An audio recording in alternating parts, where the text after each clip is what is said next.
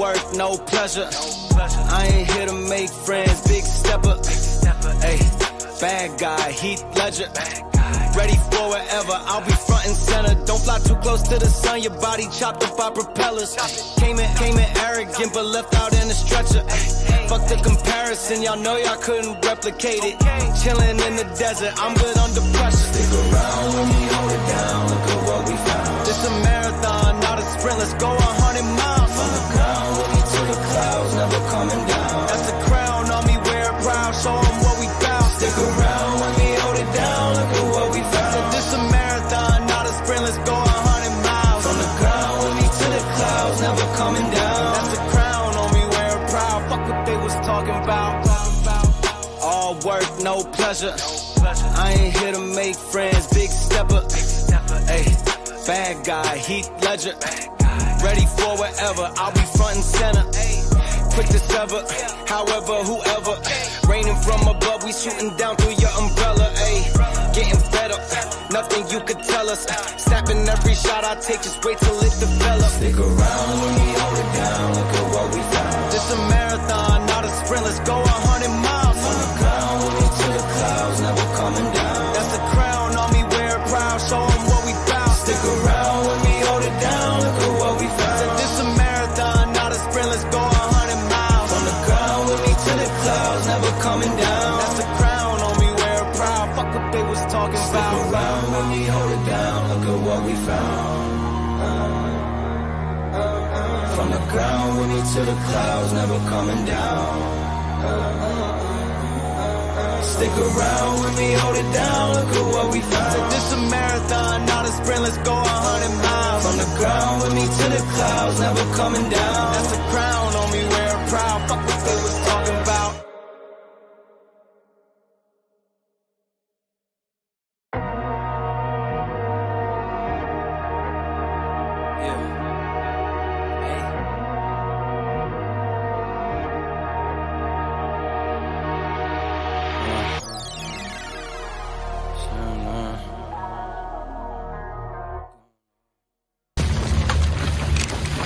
What do you got? Ringside seats doing ethnic cleansing.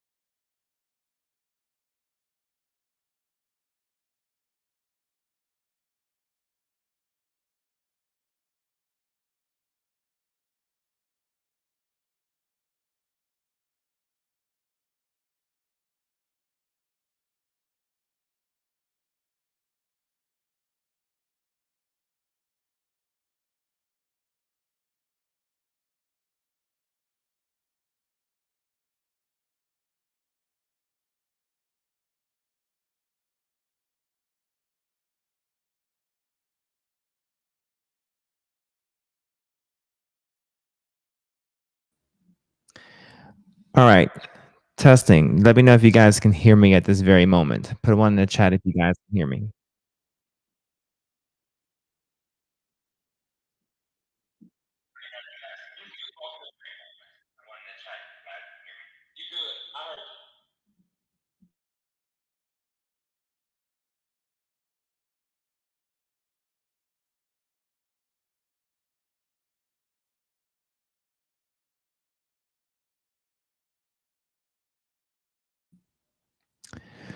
All right. Apparently, a simple reset of the computer was necessary, and now everything in the world is reversed on me now, which is going to drive me absolutely mad. Everything has been reversed. Everything. So, um, yeah, this is going to drive me absolutely insane. So, bear with me for 1 second because I cannot deal with me being in reverse. But in the meantime, here's what I want everyone to do. I don't have any videos for tonight. The plan for tonight is going to be a little bit different, a different mindset for tonight. Because I was wanting to discuss or kind of walk us into the mindset of dating and kind of tell the story from bridging part 2 into this part here, part 3, and show you guys some interesting information that I found relative to dating and kind of, get a feel of some stuff, but it kind of threw me off entirely. So we're going to get this thing back on track. But first, what I want to do is share a link to to everybody. Now that we have at least 11 people here so far. So here's what I want. I'm going to give a link to you guys. And it is it is as best as I could, a survey. And it's going to ask some questions. And I'm curious, before I get into my spew and take care of some housekeeping matters and before I start going through the sanctuary. So if you would be so kind to take that link, it goes to my channel. Take that link, answer the questions as best as you can. Please do so. I'm curious to know what everyone thinks. Those questions are definitely intended to field and field the scene, but also fuel the fodder for the conversation for tonight. All right, and then I'll be right back in 10 seconds. One moment.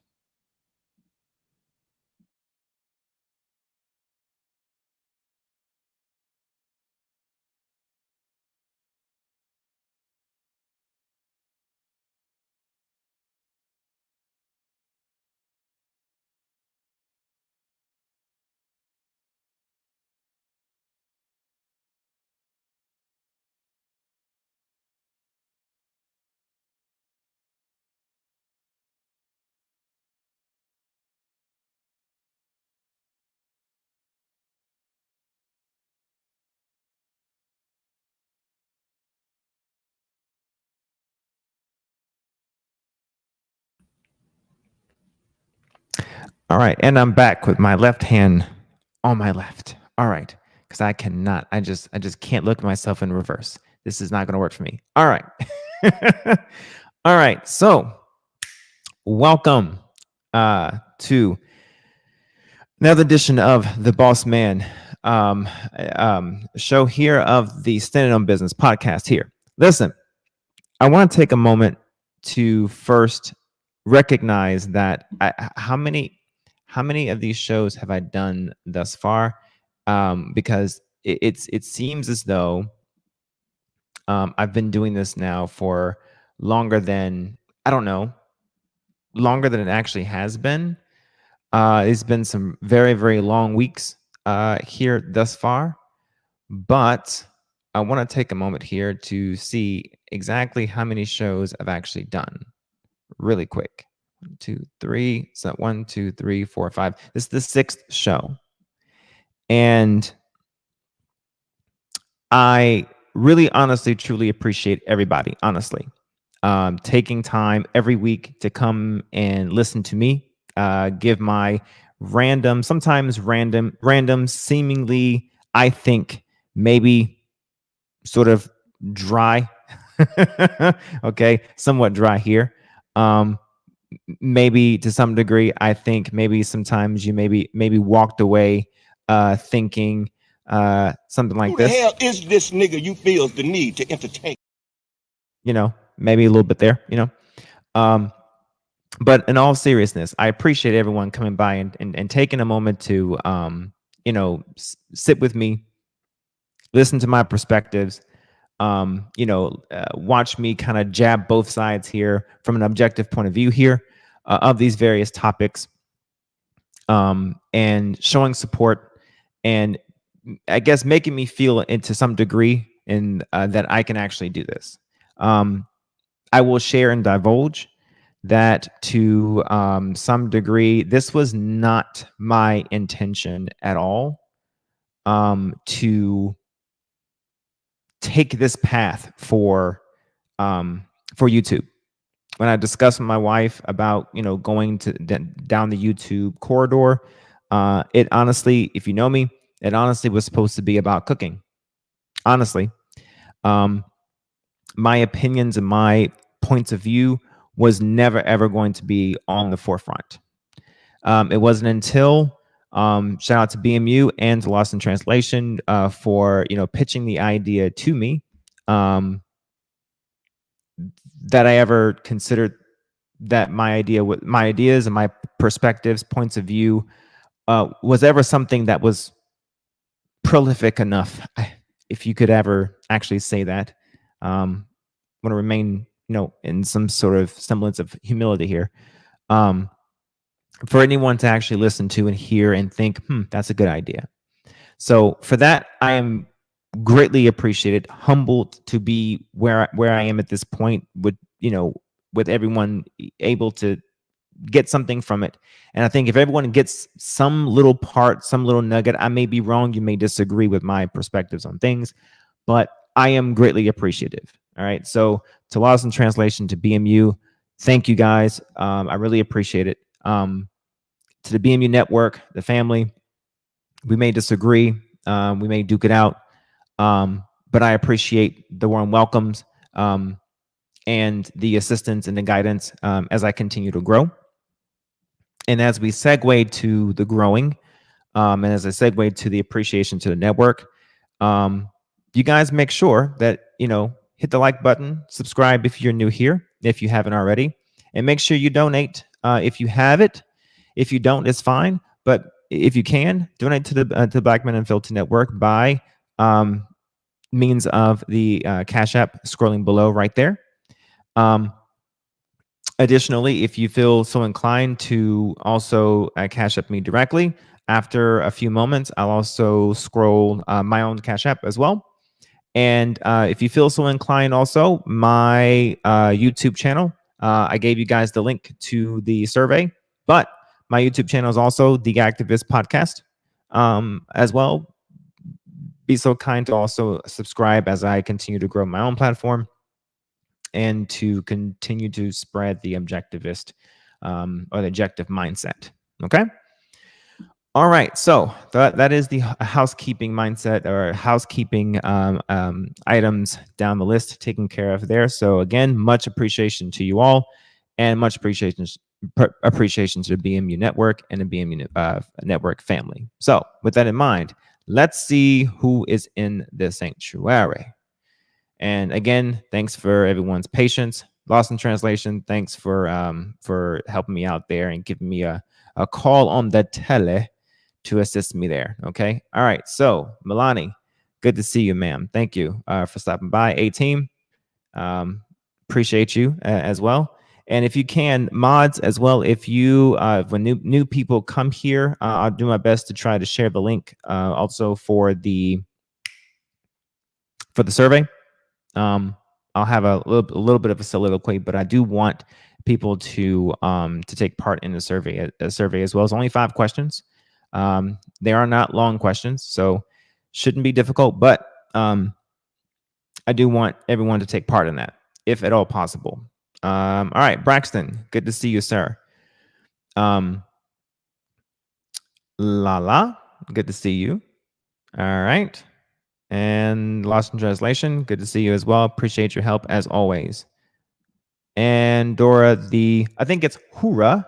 Okay, I think that's the correct pronunciation. So thank you for being here tonight, and salute to you. And I think we do have some people from, I think it's, what is it, Facebook, or what is that? What is that, Twitch? I'm definitely getting old if I look at a symbol and say, what is that? The Twitch? What is that? Okay, I'm definitely getting old. Jesus Christ. All right. I think that's Twitch. We'll see. Somebody will tell me. All right. So as we move on to the topic for tonight, I titled it Dating Nowadays. Don't you like it? And the reason why, as I pay attention and refresh my page from the survey, hopefully it works. Yes, results. Okay. All right, cool. Appreciate you guys. The Twitch. Yes. The Twitch. I think that's Twitch. All right. It looks like a square, and it has like hash marks in it. Okay. Not hash marks, but quotation marks in it. So I think that's Twitch. Don't quote me. All right. I've never seen it before. Don't even know what it is. It's okay. All right. I'm still learning the tube. Okay. At least the studio aspect of it. All right. Damn it. So, all right. Bear with me. All right. So let's tie in where we are now in the series of the Battle of the Sexes, shall we? You guys all know me thus far, and if you don't know me, you're going to get to know me. And that is, I tell a story. And I figured this time, not the D word. What? Not the D word. That's been done 7 years. All right, very well. Good to see you, Green Beans. Hey, again, if as you're on your way in, scroll up and make sure you take the survey here, and provide your input if you be so inclined. Okay. All right. So it's only 5 questions. Won't take you long there, sir. All right. Appreciate your input. All right. Trying to get this one side here right. All right. So I tell the story. Now, if you recall, let's go back a little bit to, yes, part 1. I'm going to remind you that accountability is going to be riddled all the way through this series. There's a reason why I put accountability first, because all throughout the Battle of the Sexes, I'm going to be mentioning that accountability, awareness, and changed action or adjusted action is going to be something that is required for both sexes to become better at engaging with each other, engaging through life as an individual, as both male and female, in order to effectuate positive change within a community, whatever community you're a part of. Okay. So I touched on all 3 levels, at least from my perspective, all 3 levels of accountability that you could have some type of involvement in, either on an individual, interpersonal, and then societal accountability aspect relative to your own personal kind of space and relative to your zenith. Okay. Now, accountability is important. Now we get into part 2, where I mentioned basically how societal kind of, I guess, institutional and societal engineering has basically warped what used to be a copacetic kind of, copacetic kind of, relationship between the sexes, has basically come in and broke up or dissolved the nuclear family. And then not only did it do that, but then it did so, and I guess the byproduct of that was twofold. One, establishing classes, not so much racism. Racism was almost the compounding effect. It was almost the almost like the this almost like the if two cars driving, both cars was driving at the same time, okay? And the welfare kind of sort of state was targeting the car of class instead of the car of racism, okay? And just racism was just there compounding the issue, okay? Because welfare in itself, the welfare state and the effects of the welfare and entitlement programs and this, that, and the other wasn't designed for our skin tone. We fought to have that poison to be a part of our society, a part of our culture. We fought for that. Now, there's also feminism that came in, which was looking at my notes here. Wait a second, because again, I don't want to tell you all wrong. Feminism was around the 1832 time frame. Okay. And Jim Crow was around 1861 to 1968.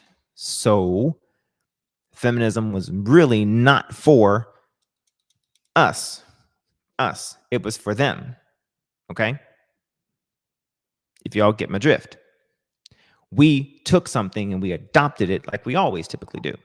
Okay. Now, societally anyway. So then the social engineering comes in and shapes and warps the way we look at each other.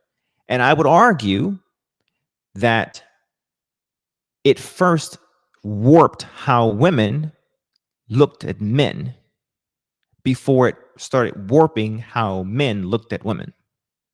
Now, ladies, you're not going to like me too much on that one, but my personal opinion, I think it kind of just is what it is.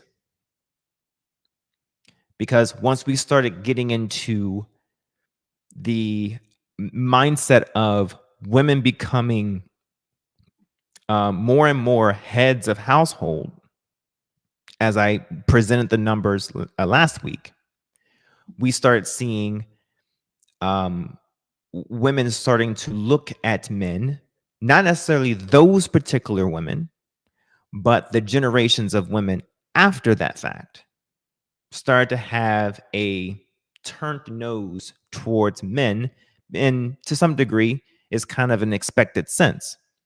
Because if you were a female or female or male growing up without a father for the most part, for whatever reason, you almost have a sense of disdain, almost like a hereditary disdain for the absent man. It kind of makes sense why you would end up not liking or just not having a sense of respect for someone that never was there. It's kind of hard to respect something that was absent, irrespective to the why the absence existed. All right. So as we start to see independence of women start to increase, the empowerment of women start to increase, that starts to then create a sense of, how do I put it? Create a sense of, I don't want to say masculinity, but what I do want to say is a boldness, where it's, the best way to say is, anything I can do, anything you can do, I can do better. Mentality within women. And then we come to the story or the topic of tonight of dating, because women are still going to date. As I showed you, the number of children, because head of household typically means that there is a adult in a house with children, although caveat, head of household could also mean that there's an adult who is financially responsible for the house, and there are caregivers of, let's say, grandfather, or mother, or someone who's elderly or just whatever. So that could be also head of household as well, by the way. But in most cases, almost 98, 96% of the time, head of household generally means that you have a adult and then you have children. Okay. Now, because I had to restart my computer, I'm going to have to pull up everything that I originally had pulled up again. So you're going to have to bear with me for a few more moments there. But because there were a large amount of households led by women, I'm going to assume that women were still dating or women were still engaging with men to a I wouldn't let's just say there was I'm trying to think of a nice word to suggest what was happening here, and I'm not. Found it. There it is. Let's just say there were still conjugal interactions with men. There we go. I could not think of the word to save my life. Okay, because I want to take a break. Okay, from saying F words and whatever. So let's just say there was still conjugal interactions with men. Okay. All right. So babies were still happening. All right. So now we're into this mindset of, but however, even though that was still happening, the idea, the view of men from the women's perspective, I would argue, and if there are women in here that would disagree with me, please say so, but I would argue that women still, writ large, had a decreasing, ever so decreasing view of men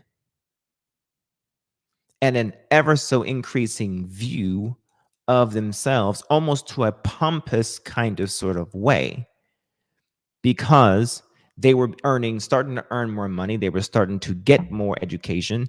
The government was starting to increase what they were able to get from government subsidies, government programs for education, so on and so forth, yada, yada. And not to mention, government programs was incentivizing them to keep men away. As I've mentioned before, salute to you, sir, JT. Okay. So it's a perfect kind of sort of soup that would incentivize a woman to basically stay on her own. And I would go so far as to suggest that women maintained this level of autonomy here to some degree because they remained or wanted to, how do I put it? There was a level of comfort.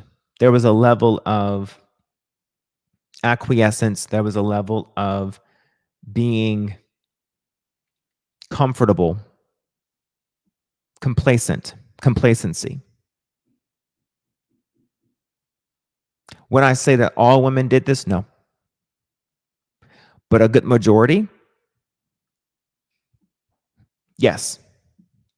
Now, did I say black women or white women? No. I said just women in general. Because the sheer amount of women who maintain heads of household, even today, well, I wouldn't say today. I would say at least the data that I could find are still staggering. Let me show you. No, boss man. Sometimes you have to talk to yourself. Bear with me.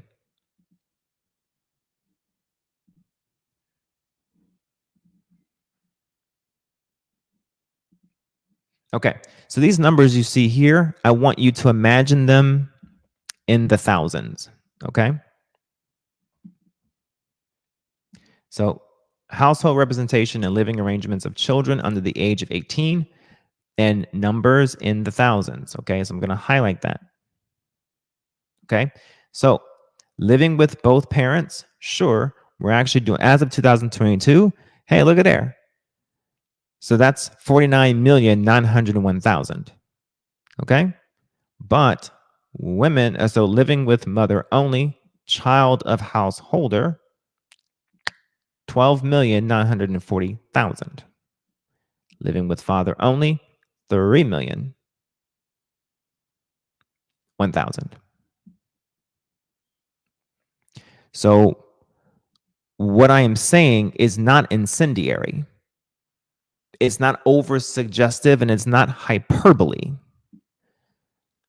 Just as of 2022, this is still relatively true. And if you want to break down the numbers even further, under 6 years old, between the years of 6 and 8, 9 and 11, I mean, we can go further. But the point still remains.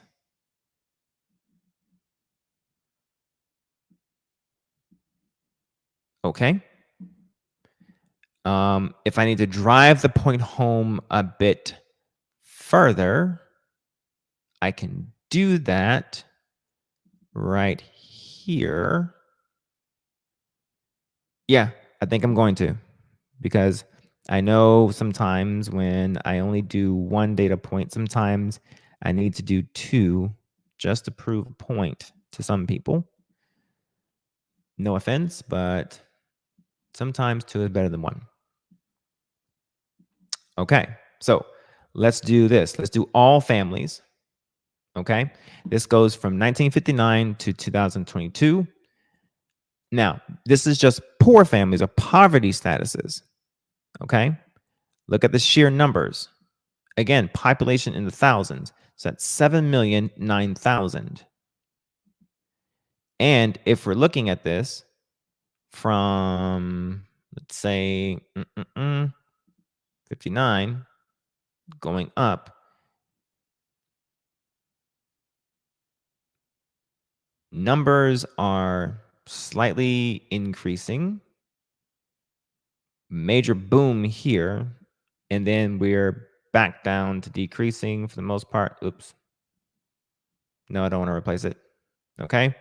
And then we're staggering off back here. So we're almost at basically 1980s numbers. Okay. And that's just poor people, or poor families rather. And in female-led households, well, you saw those numbers. If we're at 3, well, that's just impoverished ones. So the percentage, we're at 18% of all families for the most part. We're higher than back in the 60s. At now 17.9%. So I think I've made the point. All right. So how does this all affect dating? Well, you got to think. With the empowerment of women for the most part, this now affects the way women think. Okay? Relative to now, with women going into the workforce for the most part, the feminist movement, and then you have this notion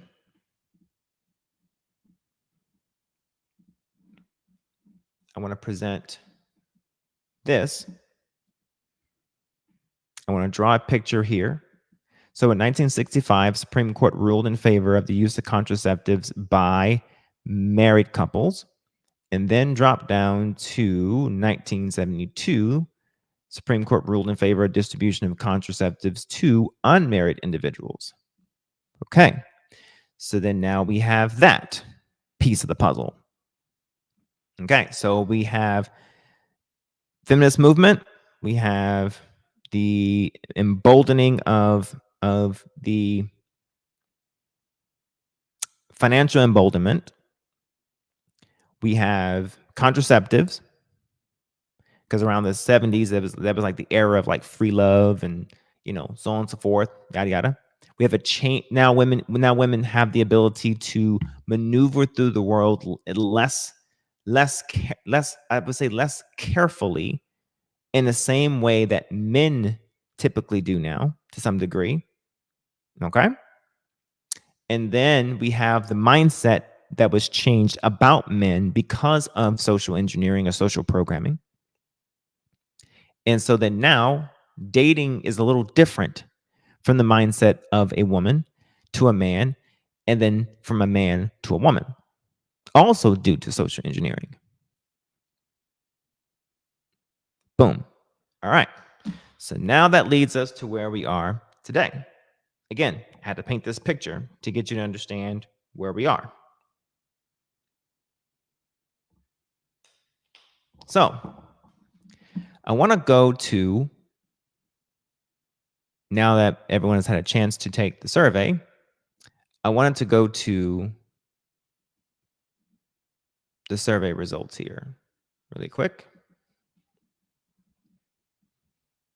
and share these, because now these things take a role now. So in modern dating, who is the prize? This is interesting. 50% say men and 50% say egalitarian. This is unexpected. I was expecting people to say women. So that's surprising. All right. Who controls dating trends and requirements?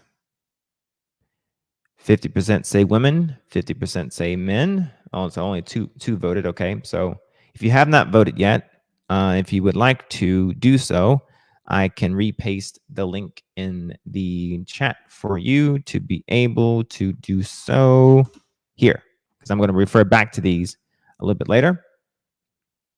All right. The two who voted so far: who controls sex? Women.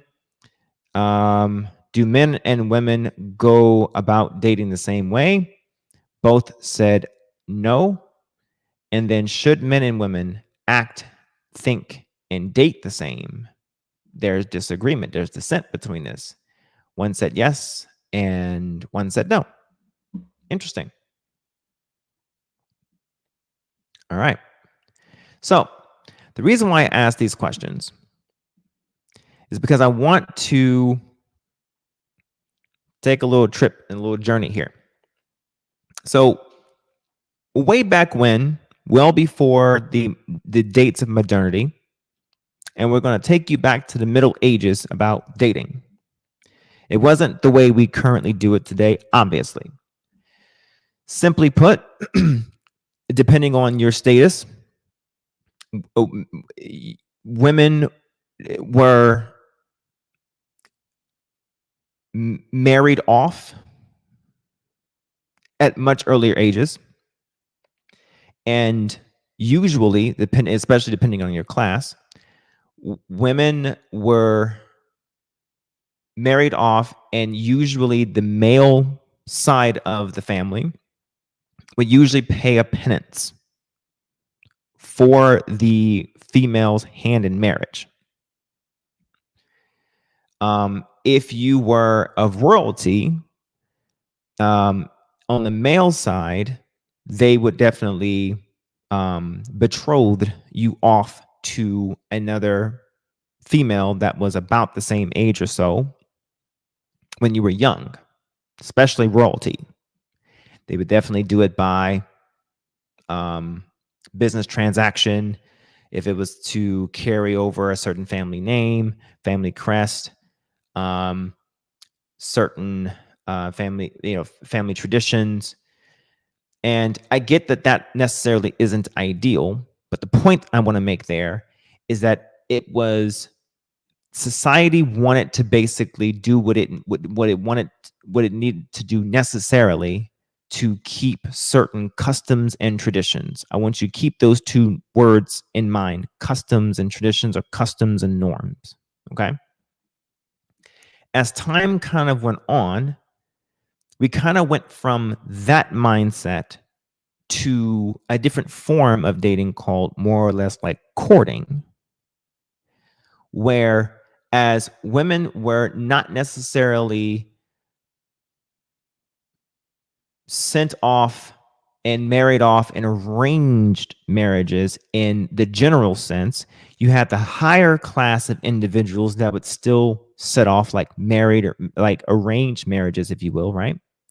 But but the lower class individuals, when they were in general concourse, there was just this understood customary norms that they would do in order they would engage with in order to properly engage with each other. And there was this unspoken rules that they had, like men understood that they wouldn't walk on a certain side of the street.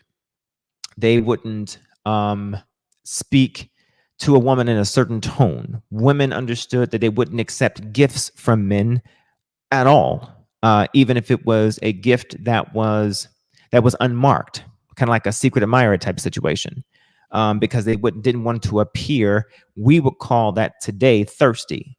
Then it was a different name for it, because they understood it to mean that if you started accepting a lot of gifts from men, it meant then that you would then be welcoming other unwanted attention from men if you were willing to accept gifts, because if you were willing to accept the gifts, other things would then be ensuing from that man, especially if you were constantly taking gifts from that particular man. So it was just common, especially in the Victorian era, it was just common practice for women, ladies, not to take gifts from men. Okay. Other customary norms as such, obviously chastity was one. Men, especially men of renown, men of high regard, didn't necessarily run and chase after every woman that he saw. Every woman that caught his attention, he didn't make it known that his attention was caught. So he would intentionally make it as least obvious as possible that he was betrothed, if you will, or he was taken aback, or intrinsically interested, because that was the man that seemed classic in a sense. We would call that a classic man today, in a sense. Okay, so there was these customary norms and so on and so forth. Marriage happened a heck of a whole lot earlier, and again, they did what they could in that time frame to keep customary norms and traditions. Now, the similarities within these two eras I just mentioned is that the idea was for a woman to attract a man in order to secure a man of high status, in order to secure a place within society. It wasn't about a man's looks. It wasn't about a man's stature, in a sense. It was all about status. What you did for the crown, if you were in the Middle Ages, if you were the crown, okay, if you were surrounded next to the crown, or whatever the case may be, and if you were talking about the Victorian era, or the we're talking about like the Renaissance, for instance, or something like that, the Elizabethan era, for instance, or something a little bit further down, then we're starting to talk about what you did near and around and surrounding the government or banking or finance or something like that. But for the most part, like even if a man was healthy or fat, for the instance, that represented wealth, because you weren't able to acquire such a masterful body okay, such adipose tissue if you weren't wealthy enough to sit down and in one accrue such food and the ability to sit down and actually eat that much food if you weren't wealthy. Okay. So women cared more about what you did and less about how you looked. And for as the men, it was the other way around. Okay. But it was more about securing a future. Okay. Now, notice I mentioned two different errors in centuries of women. And the commonality, the common thread between all those women were that they were visionaries in a sense that they would look at a man and say, they looked at a man and envisioned a future visionary mindset or a projectionist mindset. And it's my thought that women have always been very good projectionists in a sense of looking at a man and saying, is this man going to be a good provider, protector, professor in a sense? But the providing provisionary and protecting in a sense, those have, I think women has always been very good at being able to do historically, because they've had to always been able to do that for survival. Even when we're starting to talk about, our archaic days, or not archaic days, when we start talking about ancient days, okay? The man who's able to hunt and gather, okay? Looking for the best mate who had the ability to provide food and gain for the family. You had to be able to scout the best man who's able to provide the best genes and genetics for the next generation. Okay, so women has always had a knack for that. Okay. Men, on the other hand, have always been very visual creatures and been more actualists, at least in my opinion. Okay,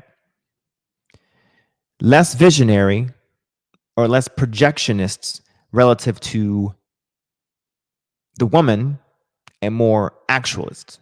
Okay, what do you do in the now, and then put all of what you've done together to paint a picture or kind of a summary here, and then showing thyself approved, because men are very visual creatures and we need to be able to, we're very logical in a sense, but also in a sense we kind of need to see in order to assess. For some reason, when it comes to business, we're either business or building or whatever, we can envision and engineer a lot of stuff. But when it comes to relationships or women, in a sense, we kind of need to see, especially when we're younger. When we get a little bit older, a heck of a whole lot older, we tend to be more wiser. But when we're younger, we kind of need to bump our heads a lot and we kind of need to see some things. But we'll get more on those two differences in a moment. Then we get to more modern age time frames. And now we're getting to a point where dating is now a sense of what? It's less stringent. It's less managed. The church isn't hanging over everyone's necks. Okay, it's less organized. And now it's just, for the most part, I like you, you like me. Women now, for the most part, are going about deciding what they like as they determine what they like. For the most part. I'm paraphrasing, but for the most part, people are not, in general, people aren't necessarily moving about in life saying, I like these things and I'm looking for these things, until you come across a bevy of things and you say, nope, I don't like that. Nope, I don't like that. I don't like that. So it's almost a process of elimination instead of going forth with a list of qualifications. You are determining your qualifications by your experiences instead of going forth with what you know you want based off of either wisdom, understanding versus bodies or experience or trauma instead. This is my opinion in a sense. It says nowadays it's like women are more concerned about getting their front and back walls caved in before they care about provide and protect an overall good character. Okay, I did not say it.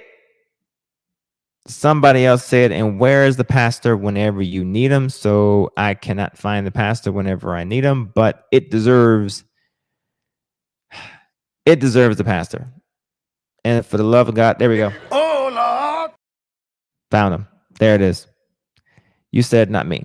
But I'm going to argue that I got a point to prove about men too. But you're right about women. But I also got a point to prove about men. And some of this we can lay on men's feet. And I'm going to talk about it. So, one of the reasons why I mentioned this topic is because of this. So, let's talk about the dating styles nowadays. Now, all throughout history that I just quickly ran through, I mentioned almost 3 to 4, maybe 500 years of dating. And it largely didn't change. Okay? It largely didn't change for almost, I don't know what, hundreds of years, let's just safely say. And now we have, at least right now, from this opinion here, we have 12 types of dating styles and how they work. Okay?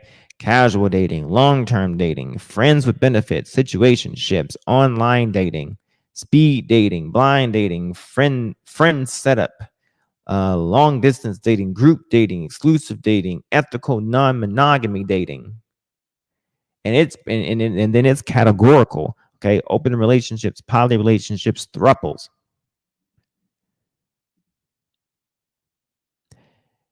Now, I'm going to check back into my poll over here, see if anybody else has voted in. No one has. But the reason why I asked the question about the who controls the dating trends and requirements is because of this. Back in the earlier parts of history, let's say Middle Ages times or medieval time frames, let's have a little story time, really quick. Have you guys ever seen those movies where the king and queen and like all of the dukes and lords and so on and so forth are like eating at this really big long table, and anyone who's powerful in the kingdom is at this table, and you have the princess comes in and maybe her ladies, who's basically these ladies are nobodies, but they're only somebody because there are helpers to the princess. Okay. Now, put a 1 in the chat if you agree with what I'm about to say. Okay. Did you not see an almost unanimously or ubiquitously, did you not see the lords, the male power? Did you not see them when the ladies came to the table? Did you not see them stand up to allow the ladies to sit down at the table? And once they sat down, then the men sat down. Put a 1 in the chat if you saw that.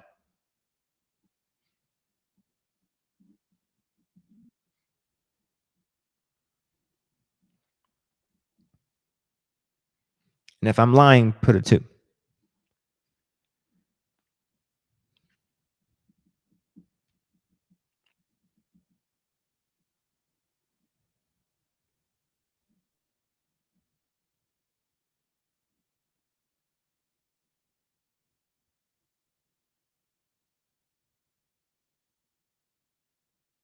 Mm-hmm. Mm-hmm.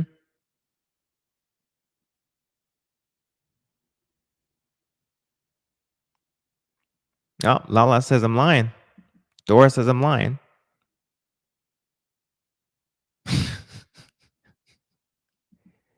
All right, so we got a JK here. Okay, so she says JK. All right, so Dora says I'm lying. Okay, so let's try. Though I wasn't around that time, that time I still put a 1 in the chat for number 1. Okay, so what I'm pointing to essentially was around the earlier times. It seems as though how it was depicted was that there was a understanding of chivalry. And around the time that I was coming up and learning about dating or whatever the case may be, the mindset was chivalry. Chivalry is dead for the most part. Well, if chivalry was dead around what 2000, because I was graduated from high school in 2008.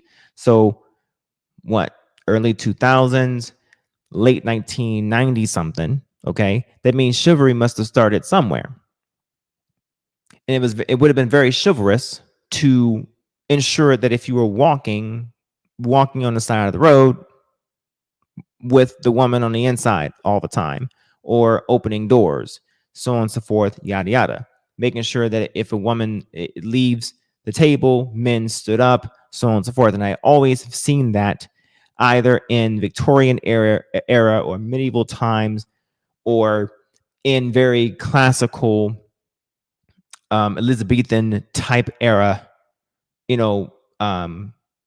type soirees or environments, essentially old time type depictions or environments. Essentially, the point is that you don't hear nor see that as a normal culture, or custom or norm today. Is the point.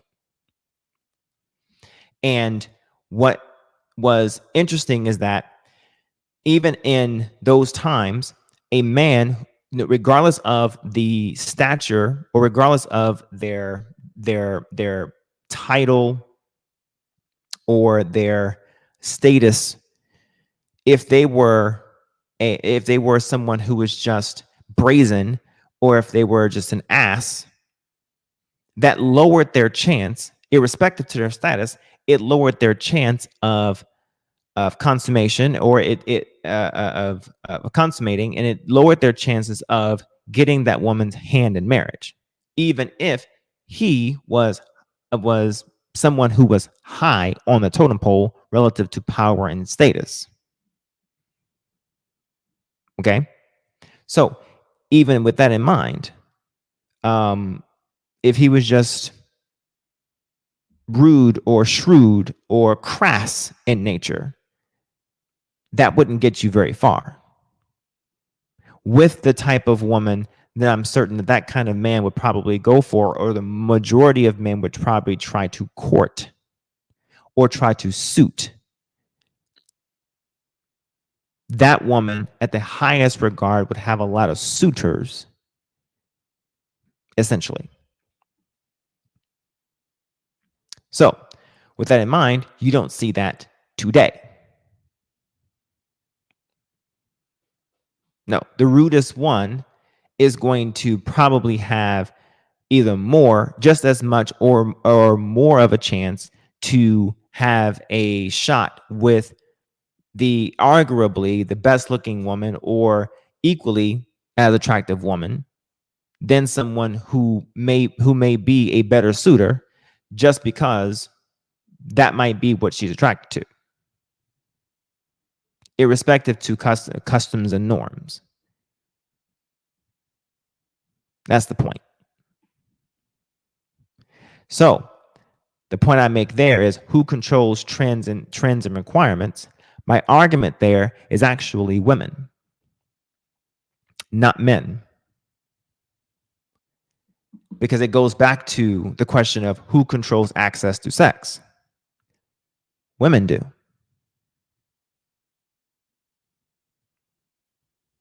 In the beginning of dating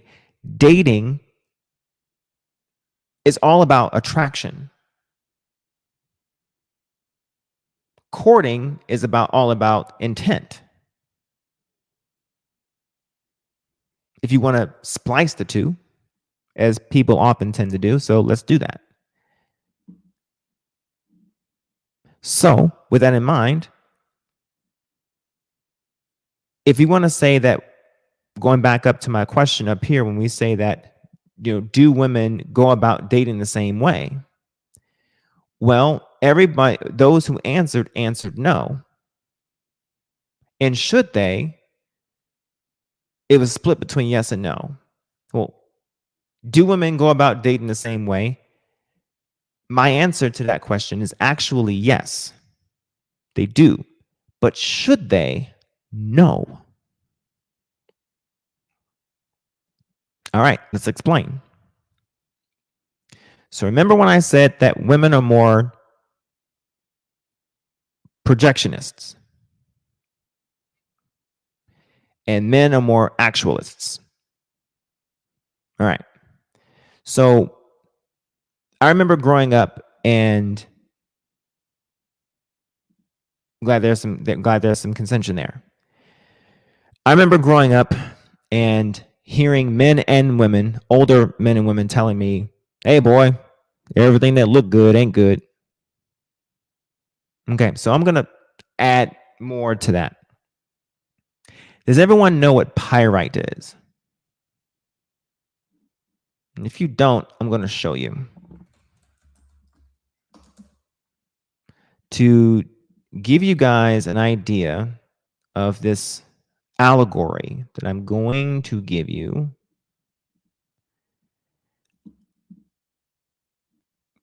guys are moved by what they see and chicks are moved by what they hear. Okay, there's a thought. Would argue that men control the beauty standard if women control the dating standard.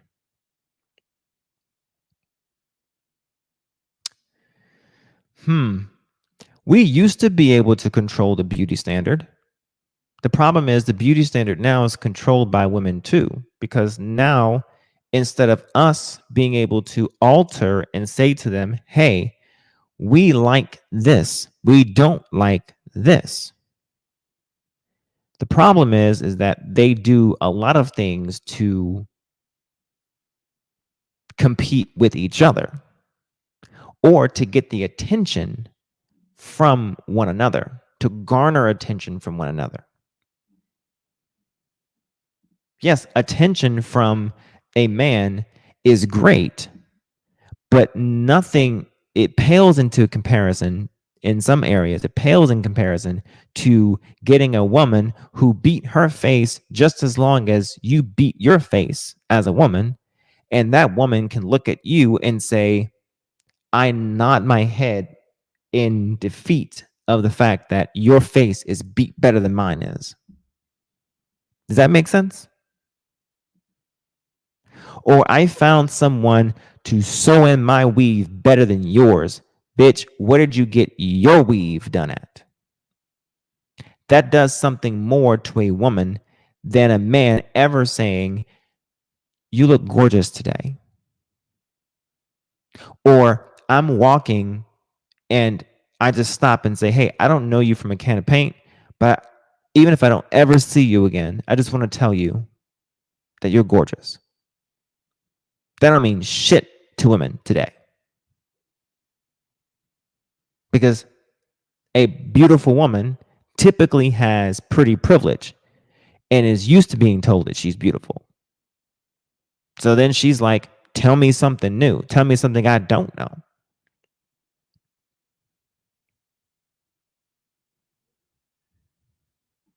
Well, tell me something different. Well, bitch, you look magnifique. Like, I don't know what you wanted a different language. Like, I don't know what you want. Okay. I'm new to you and you caught my attention, and I definitely wanted to ensure that I took the moment to tell you that. And if you don't like that, then piss off.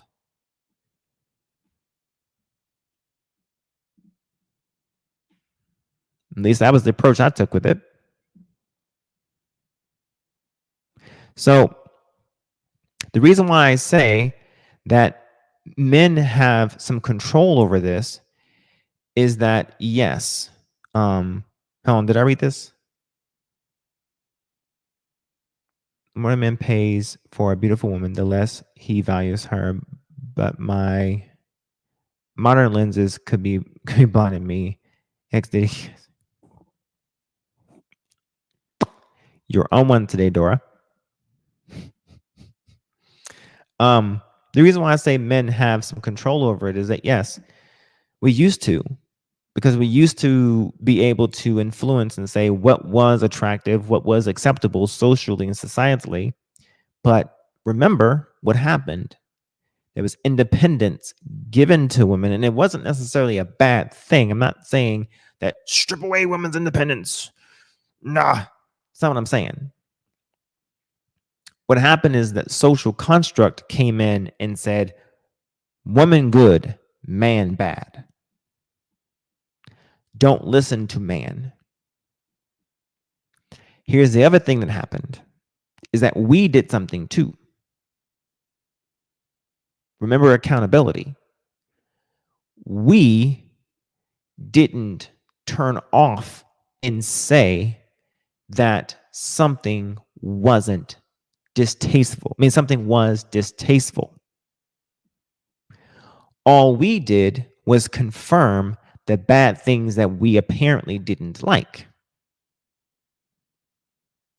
All we did was confirm the bad things that they didn't like. I mean, that we didn't like. So if we didn't like ass shots, then we shouldn't have never accepted them. Even if they are temporarily amazing to look at in a stripper, maybe we don't give that stripper as much money as we do the natural one. I don't know the solution.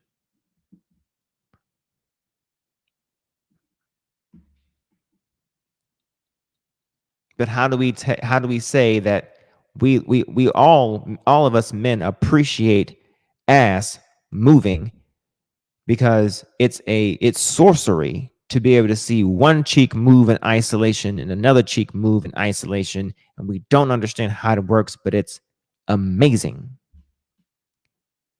Keep doing it.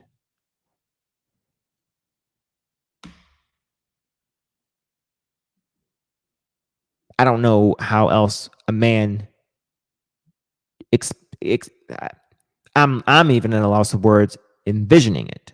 The problem is that women perceive that to mean, so because you have an appreciation for glutamus minimus, maximus, and medius moving in a wonderful way, that it must mean that that particular one is the one that you like. No, I just appreciate ass. Can I appreciate it without you thinking that the overinflated one is the one that I prefer?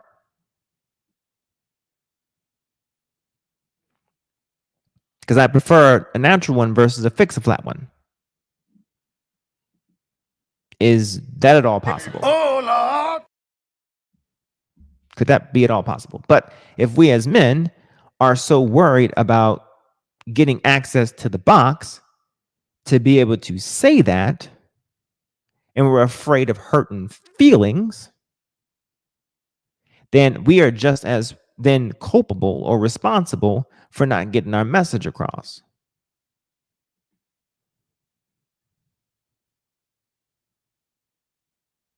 You got to be able to You got to be able to pume. own some feelings a little bit.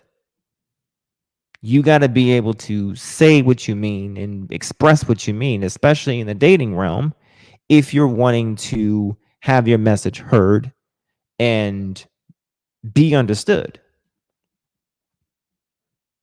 And throughout decades so far, we have been grossly misunderstood if, in fact, we don't like fix the flat asses. I'm just saying.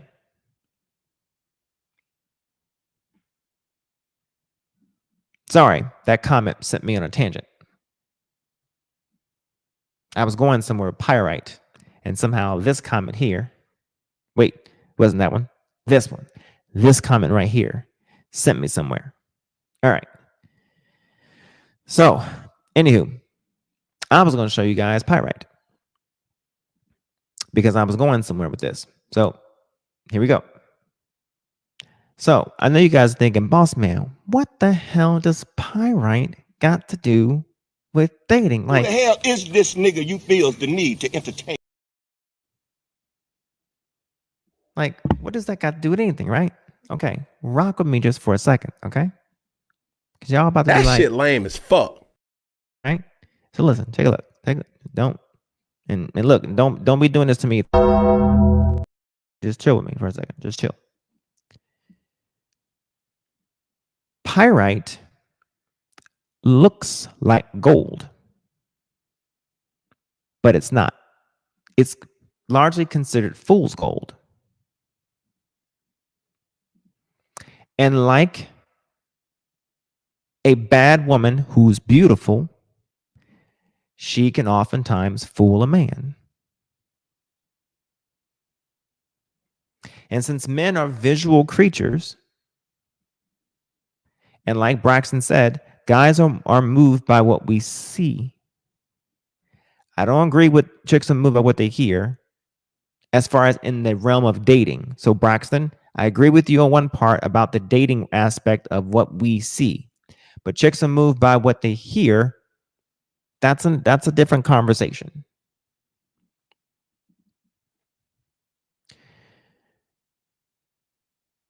Remember in class in high school when in science class or geology, you used to take pyrite and you used to scratch test it to see its luster or to see how hard it was. And you had to prove how durable each mineral was. That's men in life.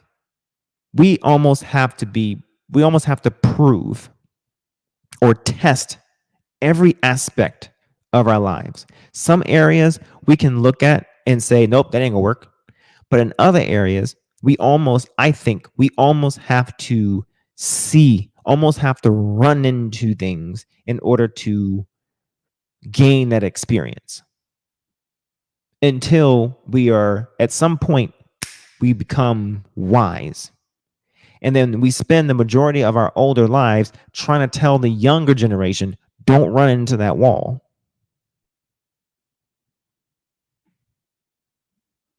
Wait, here we go. By the way, those aren't words of my own. That's what I've heard the past couple of years. Okay, well, I disagree with them to a degree. To a degree. To a degree. They apply, but not for dating. At least the last part. I'm gonna tell you why. So, like a beautiful woman, what ends up happening is we see the beautiful woman and she's bad. I mean, she's bad. She has everything that we subjectively would look at and we would just crumble for. Why? Because we are we are enamored, betrothed by a beautiful, sexy woman. To us. And to us, we say, damn, this looks like gold. A beautiful woman has got to be a good woman. Most of us don't learn that a beautiful woman isn't always a good woman. We don't always learn that. And ladies, what I've just explained to you is why a Janet Jackson can be cheated on. Because sometimes we as men learn that just because something looks like gold isn't always gold. Sometimes we learn that the prettiest one is only just as pretty as she is until she opens her mouth.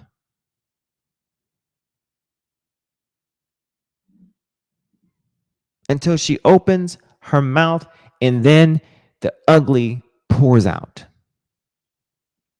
Our mothers or our fathers or our grandfathers or even our best friend can be telling us that woman ain't shit. And we could be here we go. Wait, I'm sorry. I don't know if nobody has paid anything or whatever, but I'm going against the rules. But here we go. Someone could be telling us that this one right here, Moose Knuckle,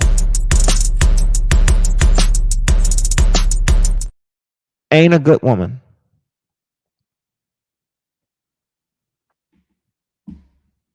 Someone could think that that is the most beautiful woman in the world.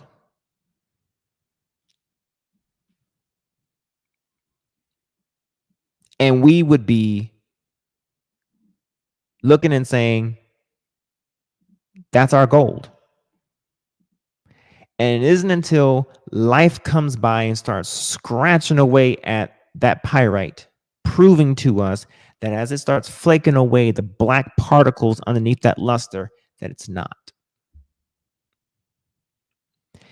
Then we start becoming a little bit wiser and start recognizing how to identify pyrite from gold. That's typically us as men.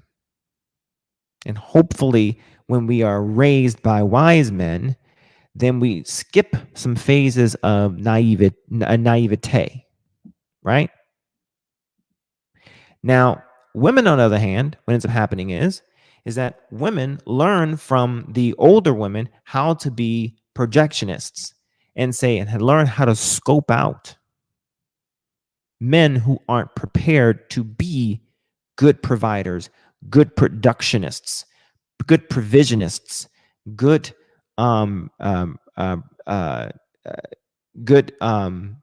visionaries, in a sense of envisioning how they can be productive, how they can be providers, how they can be protectors, how they can be leaders, in a relationship and in a family, and foundationalize themselves and the woman. That's what's supposed to happen. But how women can mess up being a good projectionist is when they see a man. And ladies, if you agree with me, or if you disagree with me, you can tell me. It's okay, but I don't mind taking dissent. But what happens is when a woman sees a man, they go in and they say, here are my measurements. Here are the measurements I see.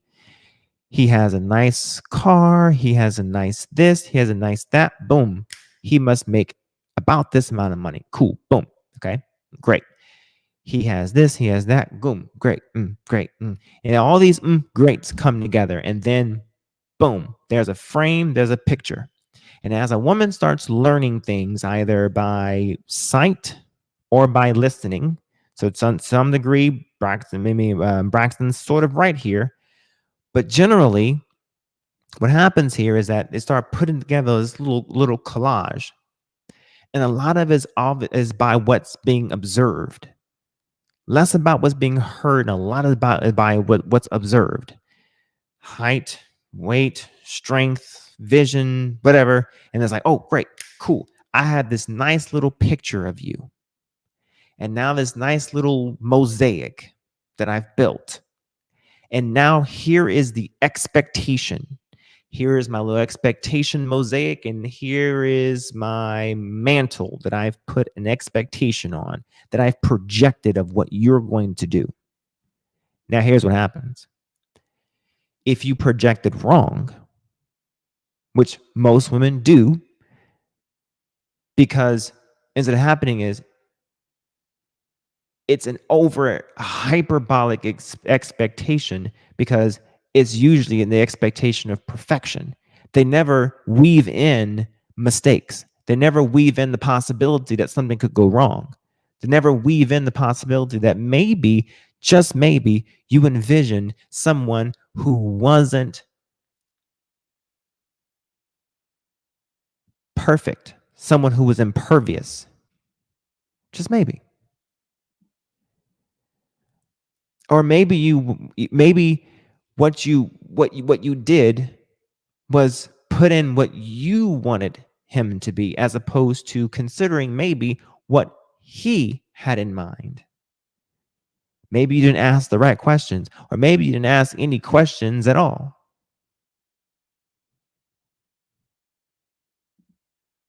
And in every mistake or everything that that man starts doing, what ends up happening? He starts chipping away at that mosaic. And each chip is a disappointment. And instantly, because she could have had the next person that she had her own little mosaic mantle on, that she could have had that was a better painting, because she thought yours was better, now she hates you. Come on, somebody. Now she's mad. Now she's disappointed.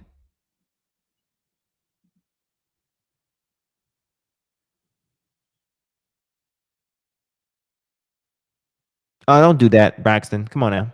I hate that I even put that up there. Don't do that.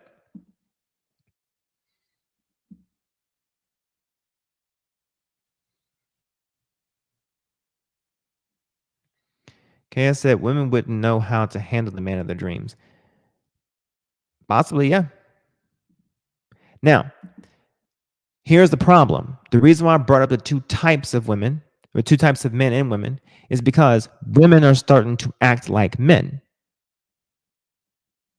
going about the world looking for pyrite, looking for gold and getting pyrite. Here's why I say that.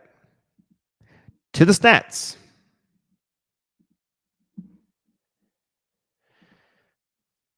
Let's look at the reasons why people say that they are not happy with dating. So, firstly, for some reason, this mouse is not rolling right, and I don't understand why, for the love of God. So, and again, I had to reset my computer, so everything I had prompted was already mixed up and gone. So,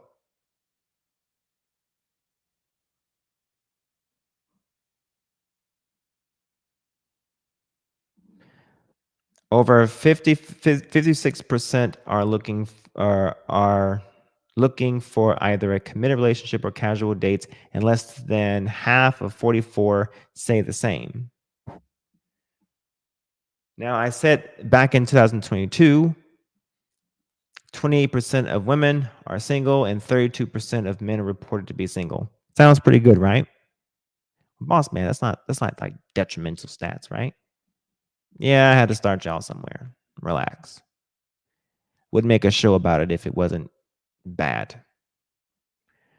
All right. So most single adults say the pandemic has an influence whether they're looking for a relationship. Okay. But take a look. Percentage. Women, for the most part, are becoming more and more less interested for the most part. Okay. Now, stay with me as I show you these charts, because as I show you each one, you start to kind of see a little bit of a picture. That one's irrelevant. Take a look at this one. Enjoying single life and having more important priorities outrank COVID-19 concerns in reasons for not dating. So essentially, they have more important things to do and would prefer to stay single. Just like being single, this is men and women, by the way. 44% is a major reason they just prefer to be single. I thought we'd like how things are. What happened? What's going on? They have more important priorities. 42%. Too busy. It's a minor reason. 23%. Feel like no one would be interested. Feel like I'm too old. 23%. Minor reason. Concerns about being exposed to the virus. Yeah, minor reason for the most part. But the biggest reason here is they just feel like being single.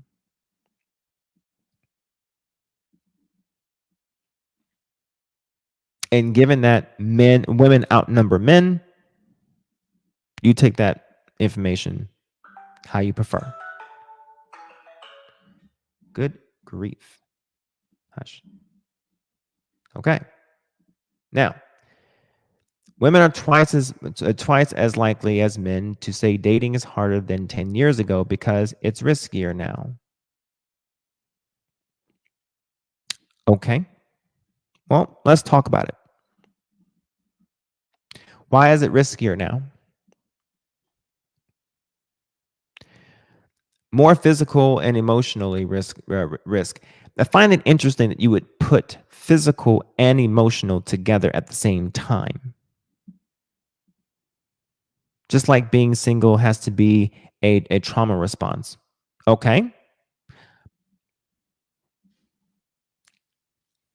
So a trauma response would suggest that the reason why you're single is no fault of your own. So quantify that, Dora.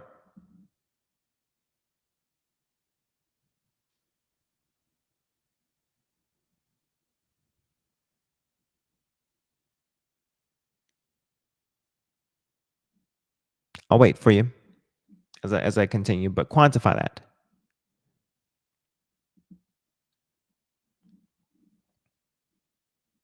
Going back. I find it interesting that they put more physical and emotional risk together at one. That should have been separate. Because while I can understand the physical risk and maybe even shoot down the middle objectively on the physical risk, what I can't understand is the emotional one. Because dating and engaging with other people on an interpersonal basis is always an emotional risk. It's emotional risk for everybody.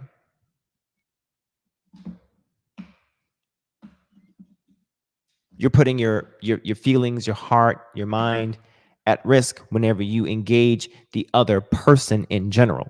So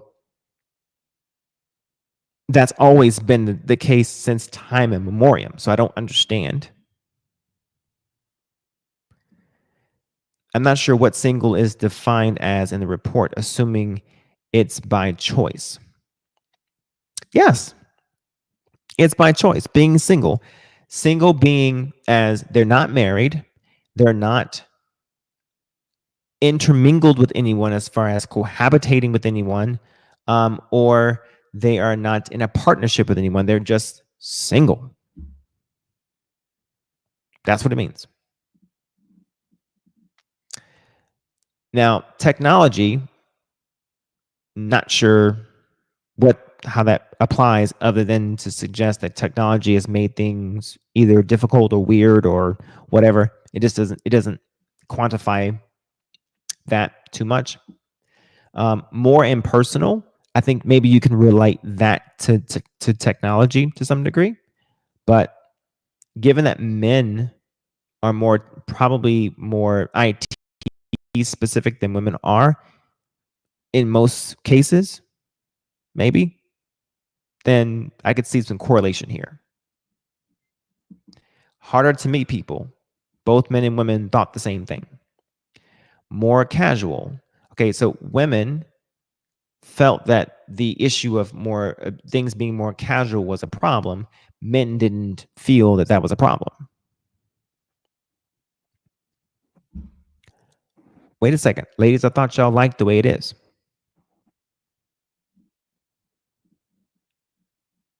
The 12 dating types. Remember, women control access to sex.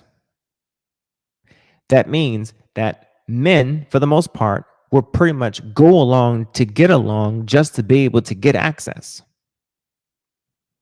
So this is why I've never understood why women would say that there aren't any good men out here, which, okay, sure, you could say that in an anecdotal situation, but if it's twofold, okay? One, if women don't necessarily drop the standard of what they're willing to accept, then men won't respond with giving you the least of what you're willing to accept.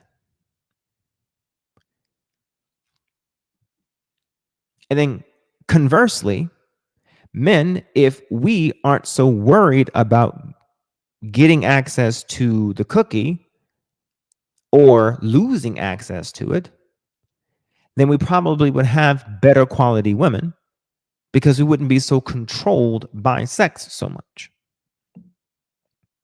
Because all I keep hearing is that men care about sex. Men care about sex. And I agree with that. We do care about sex. I care about sex. However, I will tell a woman no immediately.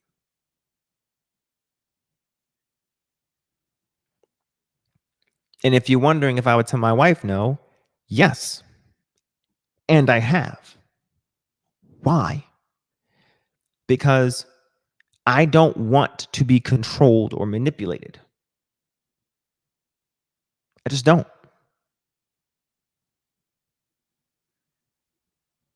Manipulation just doesn't stop because you're dating. It can continue.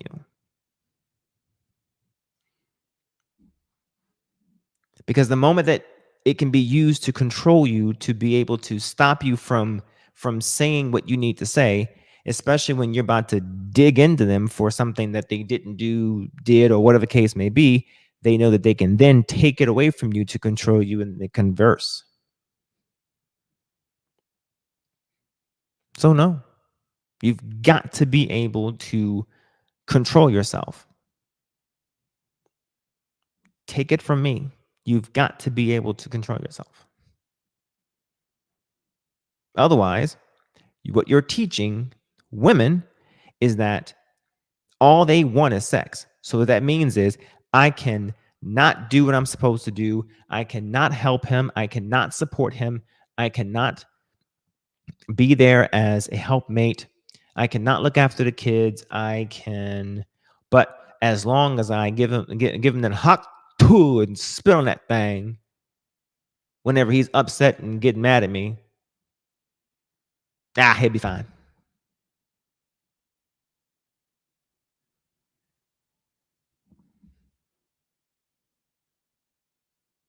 Did I miss something? In the dating scene, as long as I offer it, or as long as I look good, or as long as my body looks good, I can pretty much get away with whatever I want to. Because fellas, we created pretty privilege. If men disagree with me, then fine. We exacerbated it.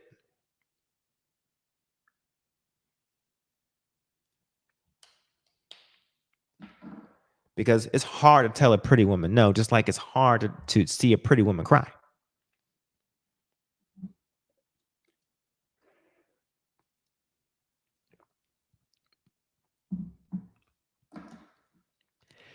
Especially if you just got your first pretty woman. Oh, goddamn.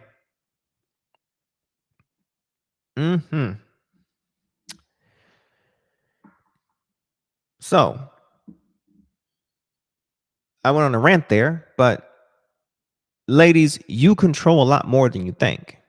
And men, since time immemorial, have gotten cars, jobs, degrees, houses, wads of money just to impress y'all asses. And I know better English.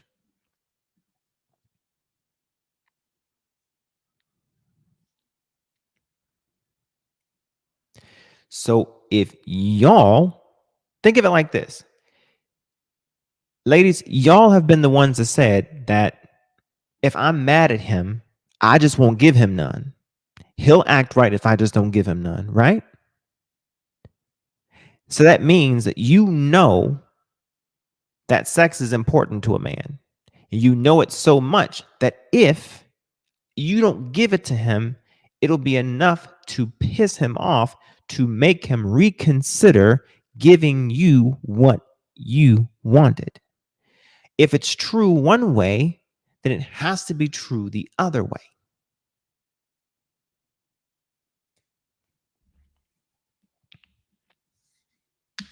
Which means that giving him the sex must mean that it's an award if taking it away from him is a punishment.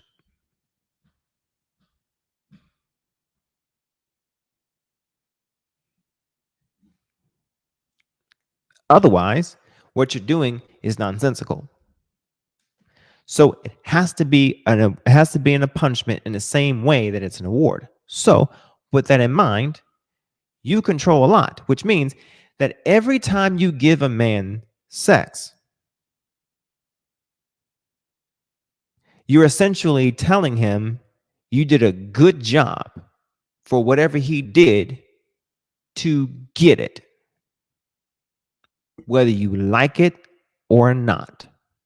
So whatever little BS that he did to get your attention, even if you were just trying to get some because a girl got to have some, apparently, what you just did was reward him for whatever BS he gave you. So Pookie and Ray Ray just got rewarded for being Pookie and fucking Ray Ray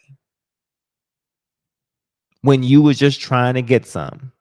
Congratulations. You just rewarded the very same bad men that you claimed was too plentiful out here. And what you just taught that man was that now when he has a kid, he can teach that kid how to do the exact same thing because you planted in his brain that he can do that. Because it worked.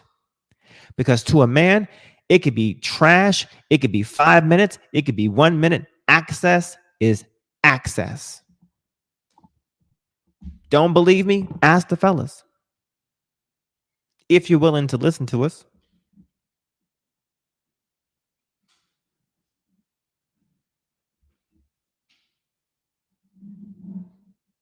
I'm married. I have unfettered access. Don't make me no difference.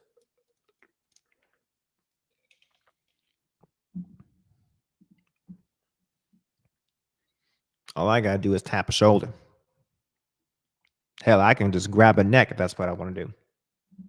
My wife gave me permission, by the way.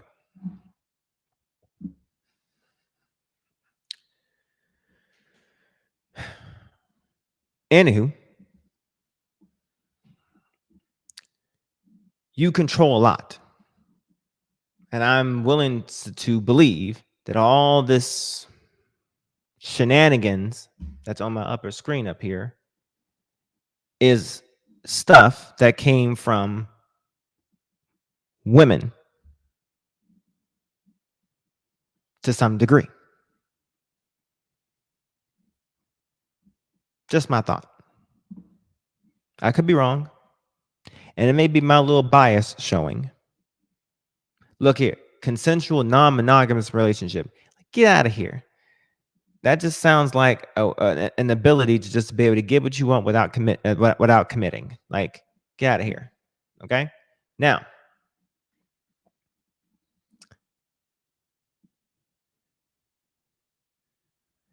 think I went through all of this. I did. And I think a lot of this could end up being the case when women are dating like men. And then men are essentially consenting to this or acquiescing to this type of behavior for the most part, just because of access, just because it's what's out there, as opposed to setting a standard ourselves.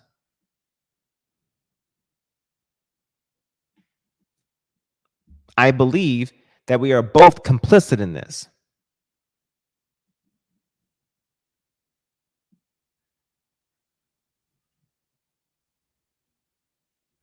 About a third of women say someone they have been on date with has been pressured them for sex. This is a problem. Uh-oh, I froze there for a second. I give it a moment to come together. There we go. All right. Spread rumors about their sexual history. Sent them unasked for sexually explicit images. Now, I want to point out something really quick. You see how close that metric is? Like, I imagine years ago that used to be much further apart. It's not. Yikes, ladies. That used to be a man thing. That used to be like, I think men did, like you open your phone and it was a phallus picture. Okay. Come on, ladies.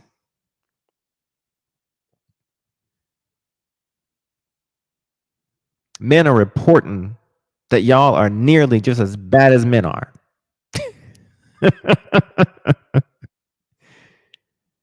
Spread rumors about their sexual history. Look how close that is, ladies. It's only a 5-point difference. Shared a sexually explicit image image of them without their consent. 1-point difference, ladies.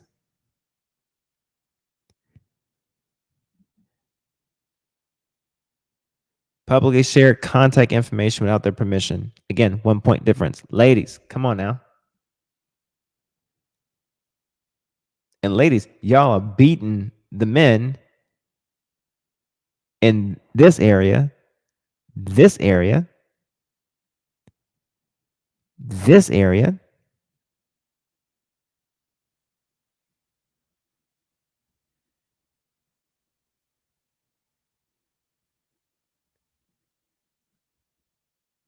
Or am I misreading this? Third of women say someone they've restate. Women are reporting this a lot more about men. So reprompt. Men are doing this a lot more to women. But the areas where I am pointing out the closeness of this, excuse me, I misread this earlier, is that this is getting tighter, this is getting tighter, and this is getting tighter, and this right here is reversed. There we go. Correction. Thanks.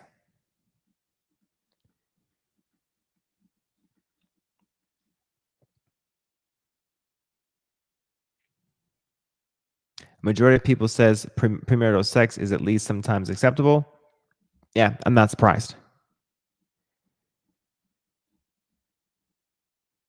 I only point this one out because it seems like there are so many disqualifiers in just the general dating realm than there are, disqualifiers than there are qualifiers. I find this hilarious, and you'll see this in another report that I pulled up. Voted for Hillary Clinton. Is a Democrat, voted for Trump. Like, it just seems like there's just reasons to have. It just seems like there's reasons to have an ick. It seems. I don't know. I just found that interesting. Okay. Here's the one that I'm looking for. The younger non-daters, dating just isn't a top priority. Okay, so this is between the ages of 18 and 49. The dark green and the lighter green is 50 plus. They have more priorities to do. So remember, similar to the other chart, look at it. Like being single, too busy, haven't had luck in the past, feel like no one would be interested, not ready to lose a spouse or end up or ending a relationship. This is just a fear of being married and having to go through a divorce. And this is all single non-daters.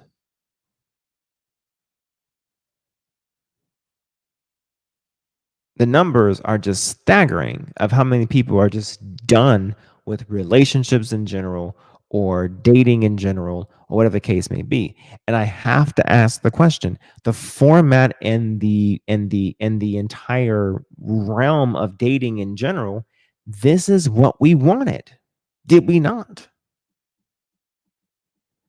Ladies, did we not want to not have the covering of a man for you guys to be able to maneuver about and pick the man that you choose without the ability to have anyone vet, help you, or provide counsel or anything, for you to be able to love who you want to love, have sex with who you want to have sex with, and figure out your life as you figure it out while you go and get the bag and you live life like a man in the same way that men do so. Fellas, did we not want to basically, go out, bang as many women as we wanted to bang for the most part, and contribute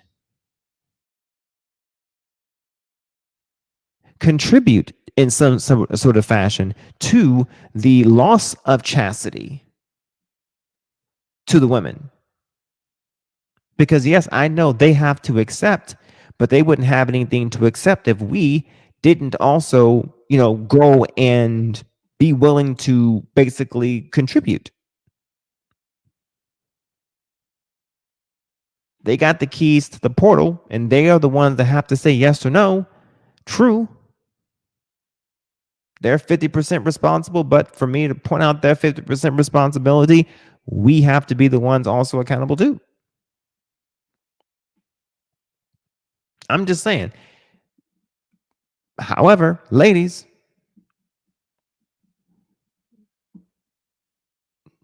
there was more of a push in society. If I had to say which group of people wanted society to make a change the most, it was y'all. The men were fine the way things were to some degree. And if there was going to be a change in society, I would say a change could have been permitted without there being a mental adjustment to make the woman change how they see a man as far as an enemy. I think there was a way in society to give women rights and privileges and responsibility and accountability without you guys looking at societally, of course, without women looking at a man as someone to hate.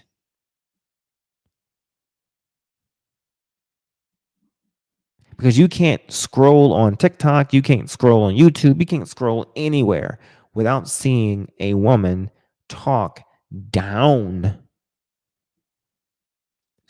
on a man, so much so that they would rather pick a bear. And I understand, I haven't heard the bear comparison in a while, but damn it, I'm going to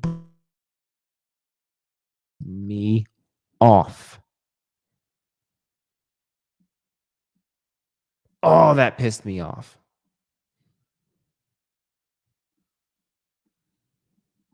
A bear.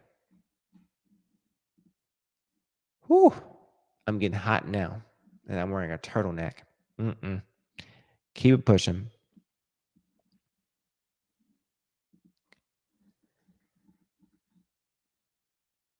All right. Unpartnered adults not faring well as their partnered peers on a range of outcomes.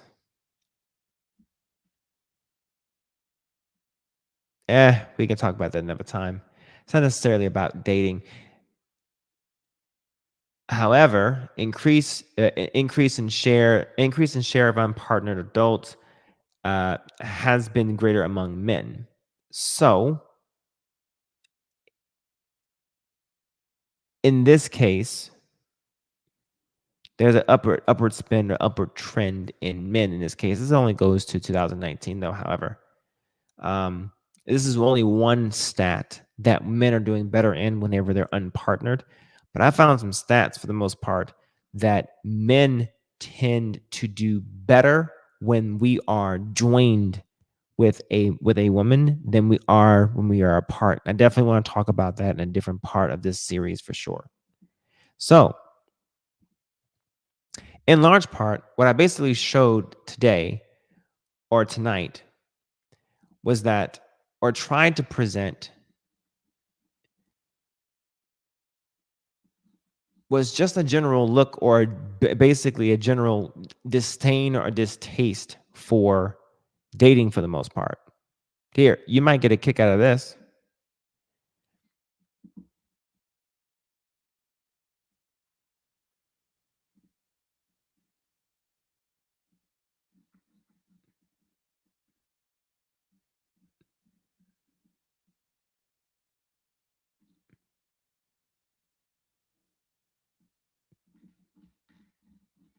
1 second. There was a study or a survey on just Gen Z saying what they would rather do than be single. I mean, than be married. 49% of singles, I don't long for companionship. I prefer to be alone. That's damn near 50%. 48% of singles. Singlehood is the most meaningful, authentic, and fulfilling way of life. 78% Americans, you don't need to be married to have a happy and fulfilling life. That is 83% of Gen X and 78% of singles. And this other one over here on this side right here, in this small little box right here, it says 50% of Gen Z millennials.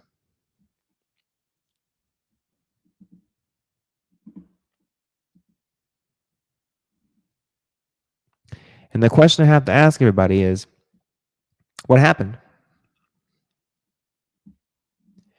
When we don't want to acknowledge that women do control certain things about dating, men do control aspects of certain aspects of dating. We don't want to acknowledge these things in actuality and in retrospect. What ends up happening is that things are unbalanced.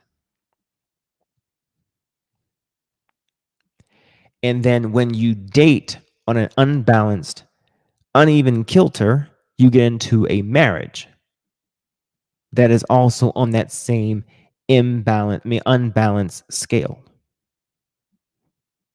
But before I get on to that, yes, we're going to talk about attraction. We're going to talk about that pretty privilege. We're going to talk about getting into marriages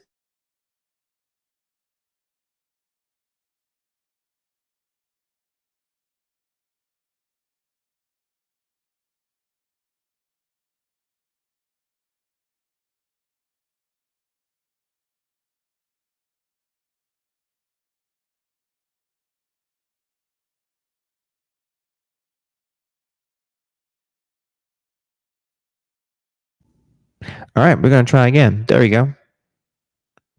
All right, I hope everyone can hear me because the whole thing did the whole thing again. So hopefully we're not having to do the thing again. Otherwise, I got to end it earlier than necessary. So put a one in the chat if you guys can hear me.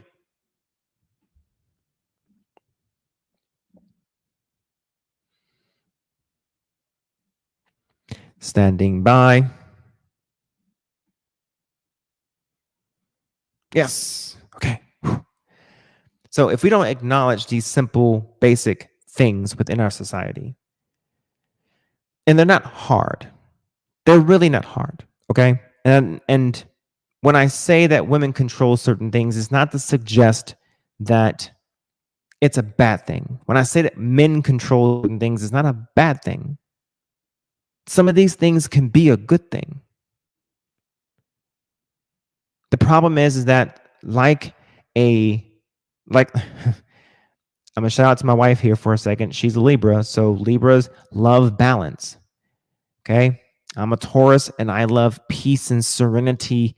And yes, some balance too. Balance is necessary. Understanding what's required to have balance is necessary. And when we don't understand our societal roles, we're going to have chaos. And I think I showed you guys enough data, enough boring, dry, kind of sort of, mundane information to show that people don't like the nature of dating as it is right now. And people are recoiling from dating. And you have to ask yourself why. If it's so great, why? Or why are the divorce rates so high?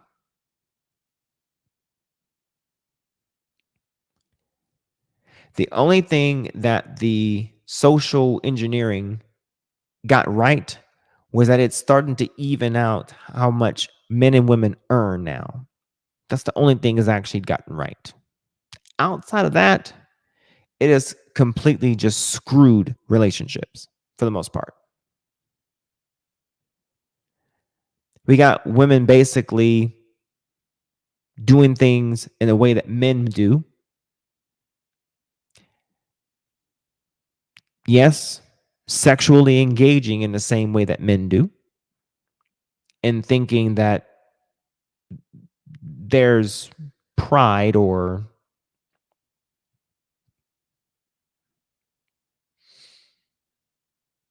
there's something to brag about in the same way that men do. And it's not. There's nothing a woman can actually say about sex as it relates to conquer that a man's going to look at and say, I like to hear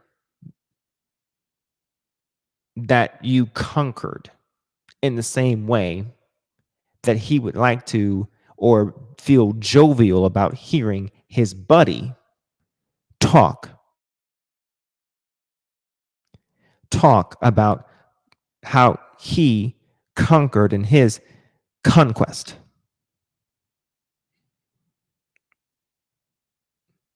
I hope I slowed that down enough. And of course, there's that lag again. I hope I slowed that down enough to include the lag that you got that. In other words, a woman's sexual conquering conquest is not sexy at all. And you know that. That's why you hide it. I don't care who you are. A woman, no woman is ever honest about their number. Not in today's time. And men, you should never ask a woman her number. It's not wise. One, you don't want nobody to know yours, especially that woman.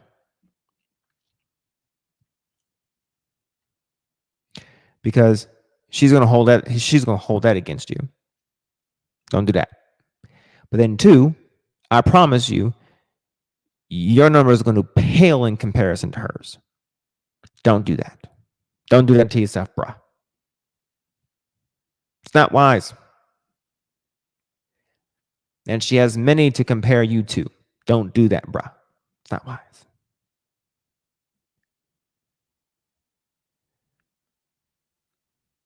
If it didn't matter, you wouldn't hide the number. The reason why I bring that up is because you know that it matters.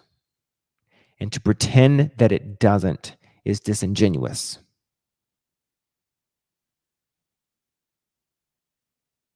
And so to the fellas, I asked the question, if the number does matter, then the question I didn't ask the fellas is, why do we participate? Why do we then glorify the promiscuity of a woman?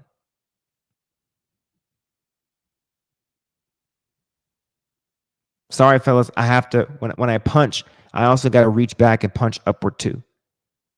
Why? And trust me, I'm looking at myself and I say, when I look at a woman who dresses promiscuously, and I'm sorry, it looks great. Shit, it's sexy as hell. Don't get me wrong. I'm a dude, so yeah, I look at stuff too. I'm gonna look at what is available to look at. You're not gonna see me out here and saying, "Yeah, you go, girl. You go right ahead and you wear that fishnet. You're not going to see me do that. But what's made available to me, I am going to look at. I think there's a way for us to be able to purport better if we want better as men. And women, if you want better, stop giving in to worse. Maybe the dating game will get better. And if the dating game gets better, then later when we talk about marriage or the next step from dating, which is the courting portion, then maybe that stage would get better. And maybe we can have less of these divorces. But the first step is what you are doing and what you are attracted to and what you find valuable. And right now,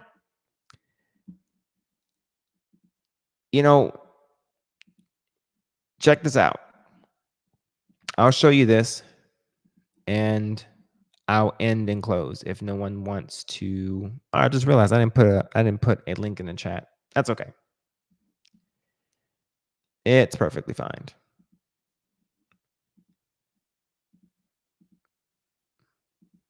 Well, I put it like this because now I can't find it, and I'm pretty sure it left me whenever I had to reset the computer. All right. For the most part, and maybe we can talk about this in the next part of this, maybe in the attractions portion. But even though men tend to be more, I would say, superficial relative to physical attraction than women are, at least historically speaking, I would argue that women are starting to take the cake a lot more. The reason why I say that is because I saw a report where women are less tolerant. I think I found it. Women are less tolerant to differences or indifferences from what is preferred than men are, apparently. At least reportedly, anyway. Here, I found it.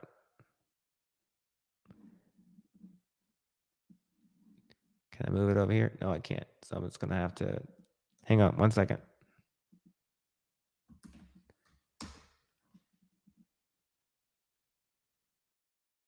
It's loading. Come on over. Outstanding. Come on. Where'd it go? Here we go, right here. Doom. Check this out.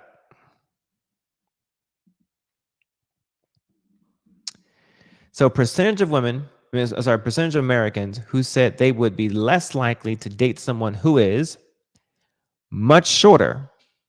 Men are more willing,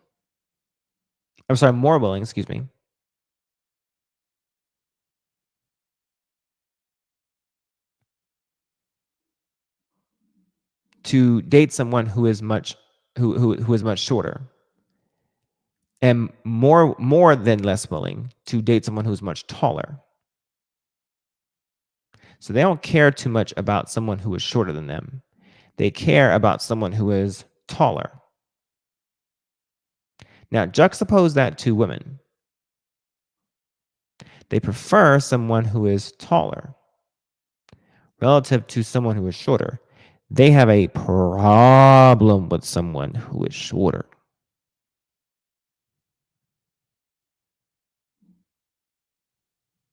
So the way this is worded is kind of interesting, but based off it would be less likely. Yes, men are less likely to date someone based off of the number 32/11. They're less likely to date men date women who are taller than them. That makes sense.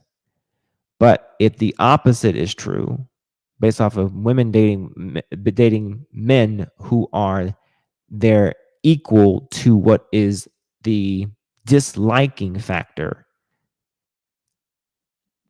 men will go for a woman that's taller more than women are willing to go for a man who is shorter, is the point.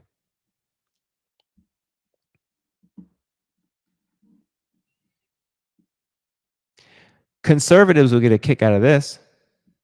Percentage of Americans who say it would be impossible, very difficult to date someone who disagrees with their own views on abortion. Oh, no, not this one. Stand by. Where did that? Here it is, right here. This is the one. Now, ladies, it seems like you're more happy, apparently, as Republicans.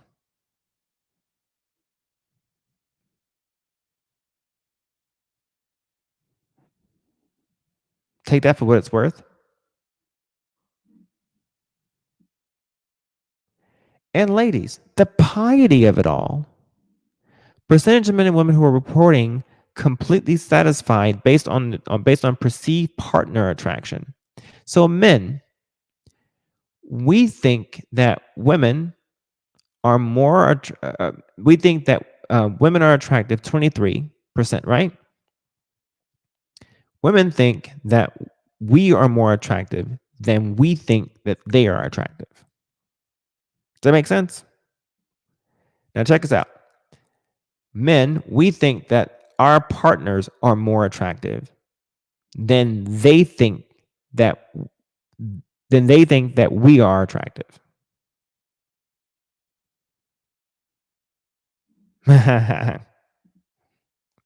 Lost.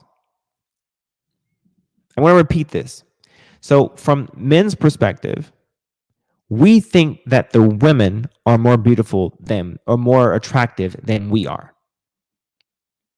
However, from a woman's perspective, they think that more oftentimes than not, they think that they themselves are more attractive of themselves than they think of us.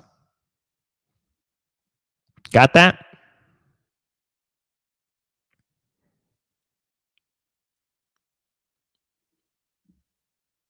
Interesting. And then the equality portion, there's a good number that believe that there's a number of more women think that the equality of attractiveness is equal. Found that one I had to read that multiple times to actually understand that component. But I found that chart very interesting. And then remember all those disqualifiers? Yes, their value is in their beauty. Correct. But based on their beauty, they also look at that as a disqualifier and say, I am too beautiful to be seen with you. You don't qualify to be with me.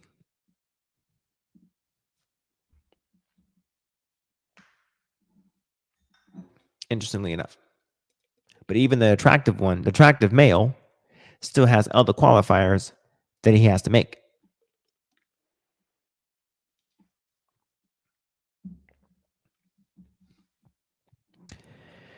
Now, even with women, when it comes to dating, there are still some deal breakers. And within the deal breakers, there are deal breakers. So I found this one, and when you juxtapose it to the other one where there was the same kind of like smoking cigarettes, Trump supporter, I think it's missing the Hillary Clinton one. Lost says this is how side chicks show up.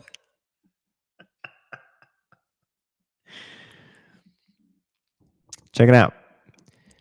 So when there's education involved, so all these disqualifiers, right? But then when you add in high school graduate or collegiate graduate, it adds a delimiter. So if there's unemployment involved and you are high school or less employed, it's less of a deal breaker. But if you are a college graduate and you're unemployed in the dating market, it's more of a deal breaker. So essentially, I'm college educated. I have a bachelor's degree. And if I was in a dating market, if I lost my job, that's a disqualifier to a woman who has a college degree. And it's not a disqualifier for a woman who is high school educated or less.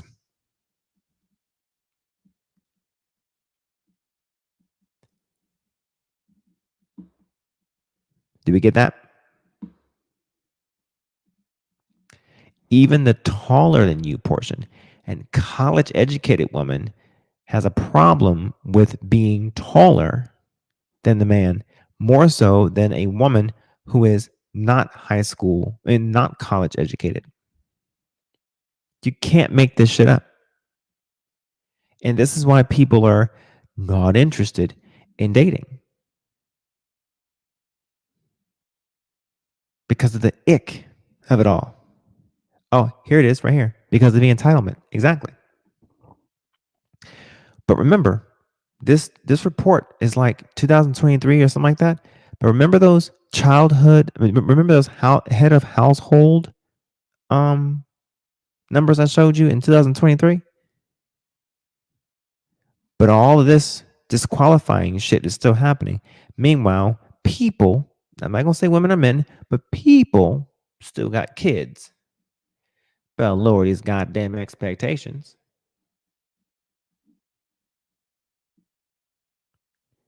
Here we go.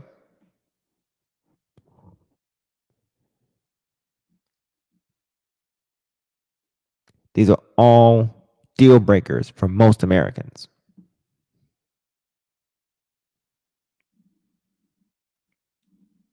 You can't make this up. Look here. Does not believe in God, which I can understand that from a religious aspect, but is a vegan, is a feminist. Look at there. Has children. I mean, to some people, that is one. But is a Republican, is a Democrat, did not go to college. A woman probably said that one. I'm gonna be very honest with you on that one.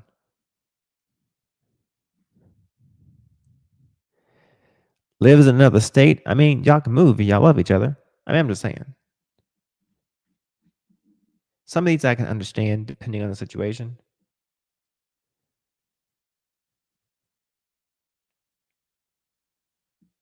Not being able to find someone who meets their expectations. Okay. Percentage of single Americans who say not being able to find someone who meets their expectations is a major reason why they're single.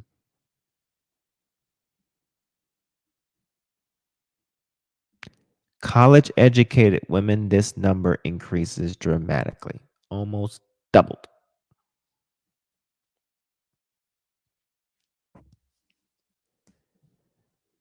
And men too.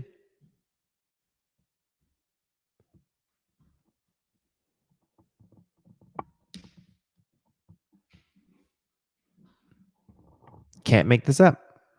It seems like the more educated you are, the more requirements that you have.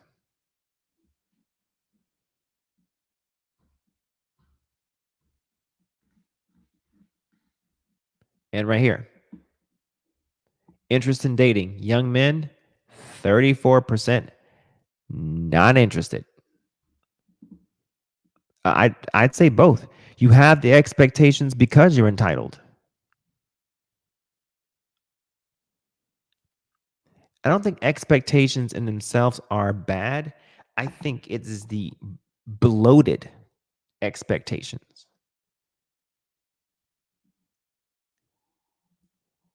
I think it is the unreasonable expectations that's the problem.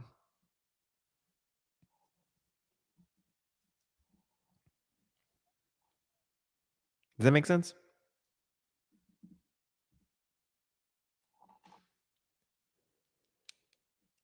Like, if you aren't the top tier man possible that you could possibly be, but you want a virgin, make it make sense. If you aren't a virgin as a woman, but you want the top tier quality type man, get your life together. You got a kid. Okay, lower your expectation then, boo. Bruh, you got a kid. You gonna want a woman to be a stepmom. Lower your expectation a little bit.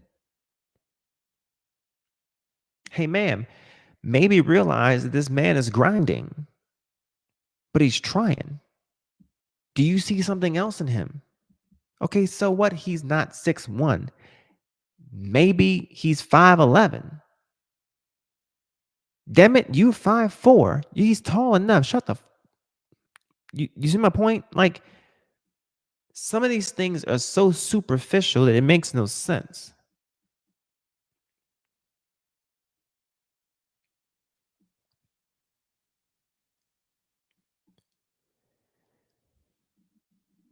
Young men interested in dating 52, not interested in dating 34. But the women, however, look at the women. A good number of them not interested in dating. That's between the ages of 18 and 29.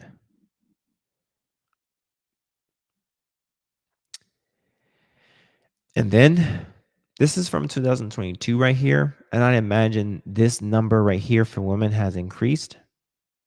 Now, the number of men who were single have decreased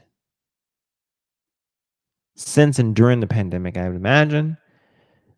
Looking at this, I don't know the trajectory of 2023, but I'd be interested in looking at this report and seeing what happened. But find that interesting. More women started living with their partners, though. Oh, I'm sorry. In committed relationships, living with their partners. Actually, this decreased right here.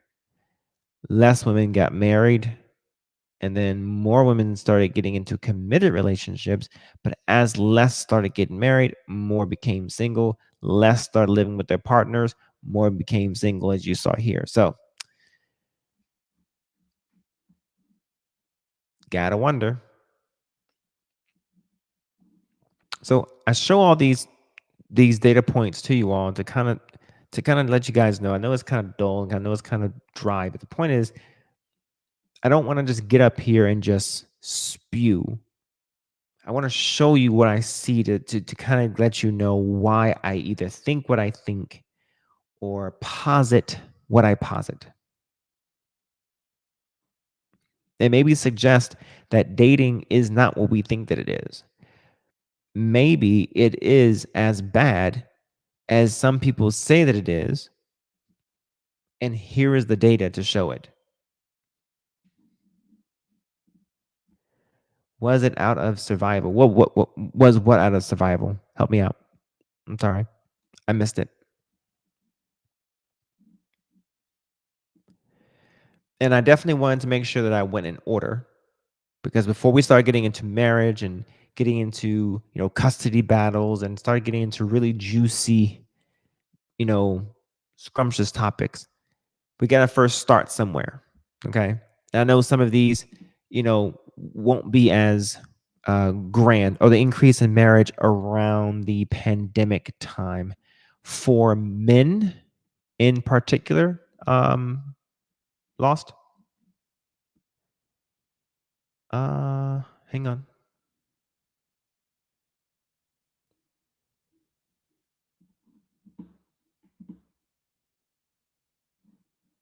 Both. Stand by. So when I mentioned the increase of marriage, so boom, boom, boom, boom, there was a decrease of marriage for women right here. This number here decreased in percentage. For men, the increase right here, and I don't really know why they increased for men. But do you want to see something very interesting? I didn't want to show it because it wasn't relevant to the topic, but since you're asking about it, I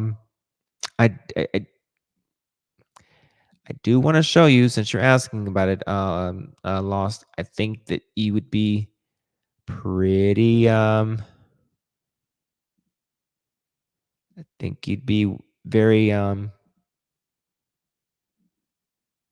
interested in seeing this number. Stand by. I want to show you something.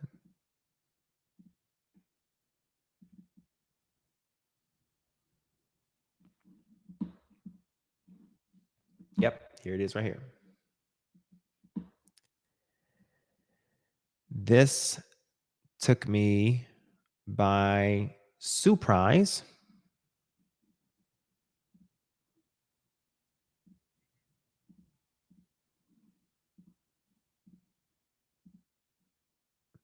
Okay.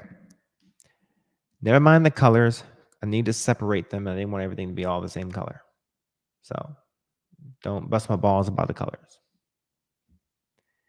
All right. What you're seeing here is a marital status of people between the 15 years and over by 2022. And what I want to show you really quick is this.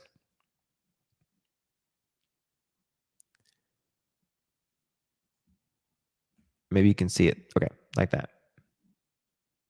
So men, okay, so 15 plus total. Yeah, women for the most part, 15 years of age total for the most part. There's a difference where women win this one. But what I want to show you is this difference, this flip-flop between the ages. 15 and 24, there's more men that oftentimes get married or want to get married or have the propensity to get married before women do, between the ages of 15 and 24. Then 25 to 34, what happens?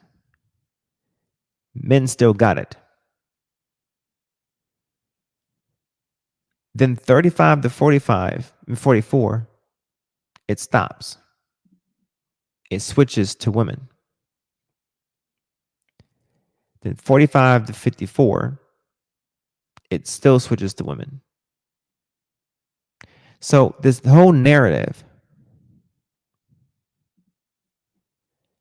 that was the start of a gender war. Right, exactly. So, and then this is the part that gets me. Look at this crap here. 75 years. Who in the fuck is marrying at 35 years old? Damn it.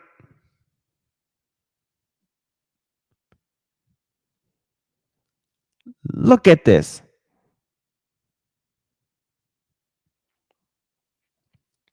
There are more females getting married after 65 than men are. Now, if that's the case, who the hell are they marrying? Other females? I have questions. But the point that I'm making here is that it tells two stories. One, that maybe there is hope for older women after the age of what? What did I say? 35 on up to 75, apparently. But it ain't for men, because men aren't marrying them in those high numbers. What's happening is that the women are marrying women. Okay. Next thing is that this narrative that men don't want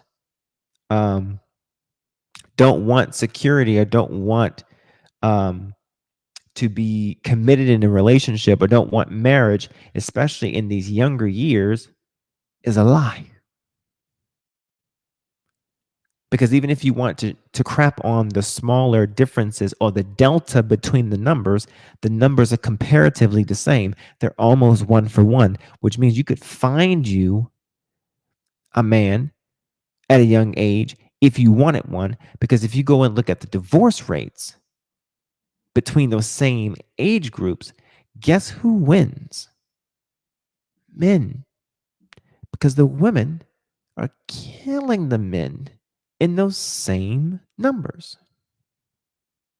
Don't worry, those same ones It's a 4,000%. 4,000. Look at the numbers are in the thousands, people. So that means 14,641,000 divorces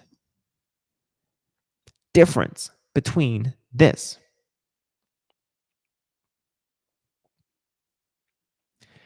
Only 58,000 divorces between the difference between 15 and 24 and 107,000. That's almost double. And men are wanting to get married more than women. At nearly what is that? What's the difference between 21,399 and 21,031? What, 200 some difference? Which means right at a ratio of 1-for-1, you're divorcing damn near double. Am I getting this wrong? Yes. Over here into this number over here, men get to a point that after 34, we're done. If we ain't married by then, or if we're divorced by then, looking at these figures over here, these figures right here, if we're divorced by then, we're done. Fuck that.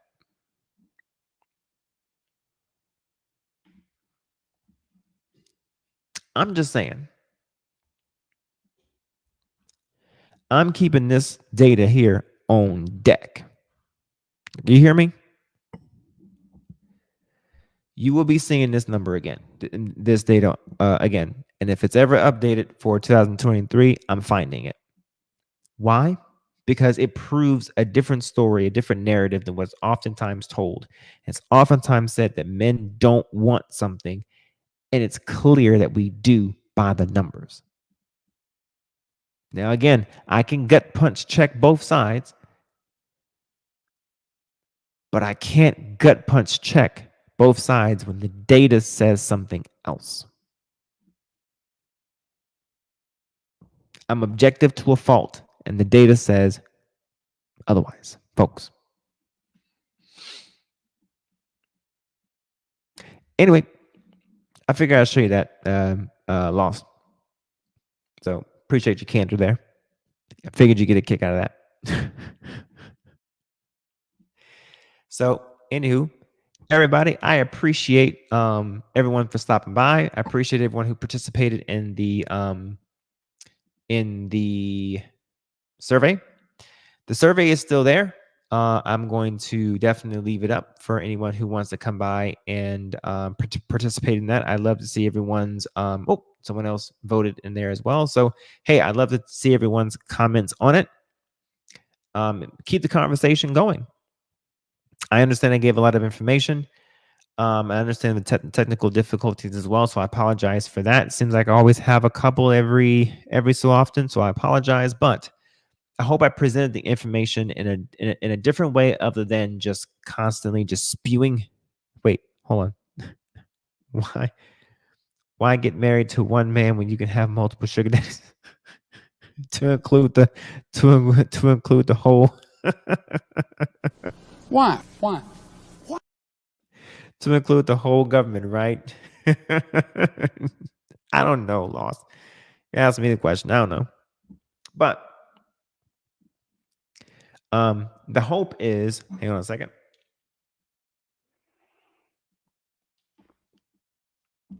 The hope is that I can introduce a concept and provide the information to you via data versus just me, providing just conjecture to you. I'll provide a little bit of conjecture, provide my opinion on things, and then provide the data to be able to back it up. Again, I go off of the approach of letting information and objectivity support my opinion or support my subjectivity. Okay. At least that's my hope. All right. As it relates to dating in itself, I think dating is screwed. All right. If you want to know my personal opinion, I think it can get better if we get back to some semblance of proportionality and some semblance of, I'm going to say it, some semblance of roles and understanding our places in society. And that's going to trigger some people, and maybe I need another segment to be able to explain that. But yes,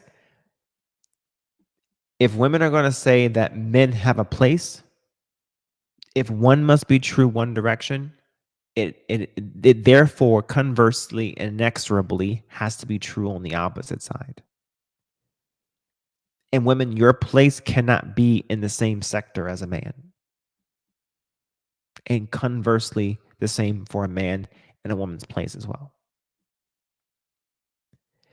That does not diminish a woman, nor does that uplift a man so high that a woman is so diminished and so minuscule that she is not seen, heard, or felt.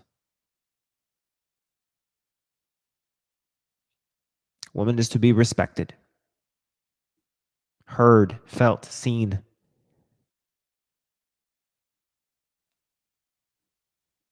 But if she is brazen in the same way that a man is, recognized and seen and realized and felt in the same presence and same countenance as a man is, then oftentimes she's going to be treated like one. And the data and the stats prove and show, that women don't like being treated like men. But you can't want to be treated like men, you can't want or can't deny or retort or rebut being treated like men when you want the responsibility and the benefits of one. You got to pick one. Fellas, we can't obfuscate and circumvent responsibility by pointing the finger and saying it's all one, and circuitously, beating around the bush about what it is that we want and need and desire, when we have a role to play in why things are the way they are. We can't obfuscate responsibility. We can't bifurcate our role in why things are the way they are. Yes, some things were foisted upon us, sure. And we can say that women allowed the social engineering to occur, yes.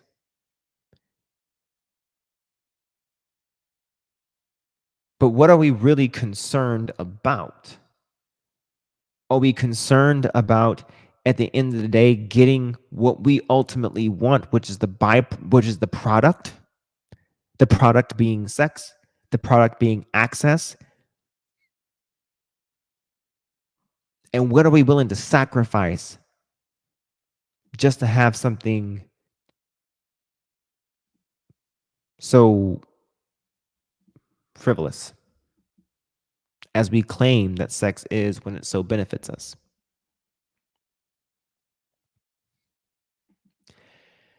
Because for peace in my own home, I will go without as long as I need to.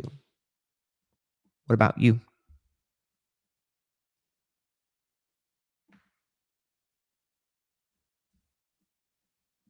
It must be because I was in the military for as long as I was that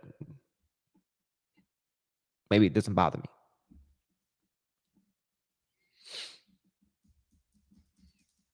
But you've got to get to a point where you don't allow for what you think you physically crave to control you so bad that you would allow society to completely crumble around you. And women know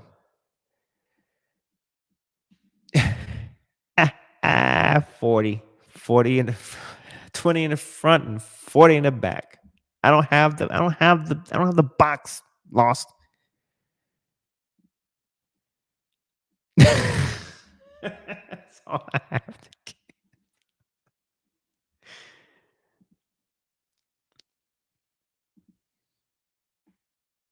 I know they don't like being treated like men.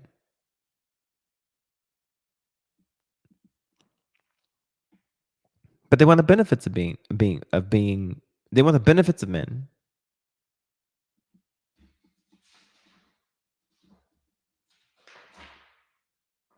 Yeah, they want the authority of men, the perks of women, the responsibility of a child.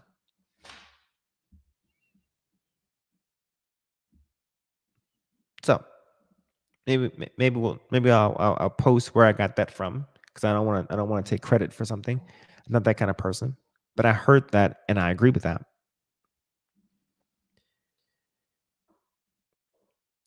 And then I'll coin a term that some men do as well, because there are some men who masquerade as men and they're not. Here we go. They want male responsibility, but not the male leadership. Man,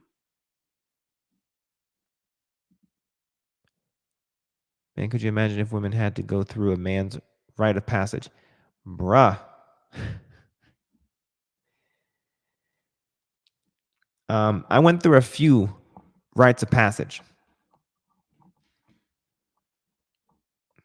I went through 2 in the Marine Corps. And the men that I lived with growing up, they either had their own, or every male influencer that I came across that wanted to impart their role upon me, they would like clip me under their wing for the most part and say, "Come here, boy," and I would have to go through some sort of gauntlet, if you will. Now, I didn't take it a bad way, but for the most part, that's what they did. So yeah, Lost. I definitely understand that facts.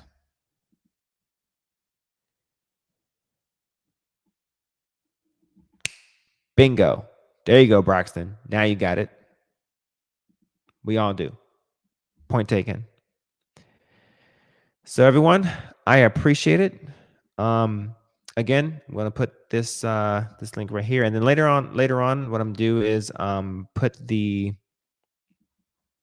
link to the questions in the link to the video that post on the BMU network. I'll put it there as well for everyone to participate as well to keep the conversation going. Be sure to like, share, and subscribe if you haven't, and basically, keep the conversation going. Share the video as well. I'm pretty sure BMU will also edit this as well, so hopefully he does. But we're going to continue the conversation about the Battle of Sexes. Part 4 is definitely going to be coming, so stay tuned for that. Tomorrow, we are going to have the Grown Ass Woman podcast, and they're going to have a conversation for your ass for sure. Okay, so stay tuned for that. And then Friday we have the one and only BMU and Lost in Translation as well. Hopefully he is he is on the mend, and if not, it's okay. But we have the barbershop as well coming up this week. So we have BMU and the BMU network has something for you every day that ends in YNW. So you figure it out. Yes, every day that ends in YNW, and the W is tomorrow. You understand? Got it. All right, you figured it out. So anyway, I appreciate everyone for being here. Like, share, and subscribe. And listen, always ensure that you think deeper, think objectively, and whatever you come up with, you make sure you stand on that shit. All right? Good night, everyone. Salute. It's going down like a rodeo. It's going down like I told you so. It's going down like a rodeo. It's going down like I told you so. I hope you all here for the ride. Come inside, cause it's going down tonight. Only here for one night, no lies. Come and saddle up a ride. Need a yeehaw, you know how here for one night and we just wanna party. In a fast car, a Ferrari. It's a push start, I don't need a car key. Slide on Broadway, and it's gnarly. On a late night, but I'm not tardy. Right on time for the parties and Barbies. Strolling with a chunk of green like a golf swing. Hey, hey, hey, hey. Bottles on ice, mess around these skates. Hey, hey, hey, hey. say it twice, then I got nothing to say. It's going down like a rodeo. It's going down like I told you so. It's going down like a rodeo. It's going down like I told you so. I hope you're all here for the ride. Come inside, cause it's going down tonight. Only here for one night, no lies. Come and saddle up a ride. Come and kiss me up, it's going down like a train with no brakes, I'm not slowing down. See us showing up, we're showing out.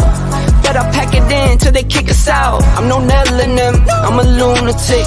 It's no telling when I get loose a bit. Got my baby, my book.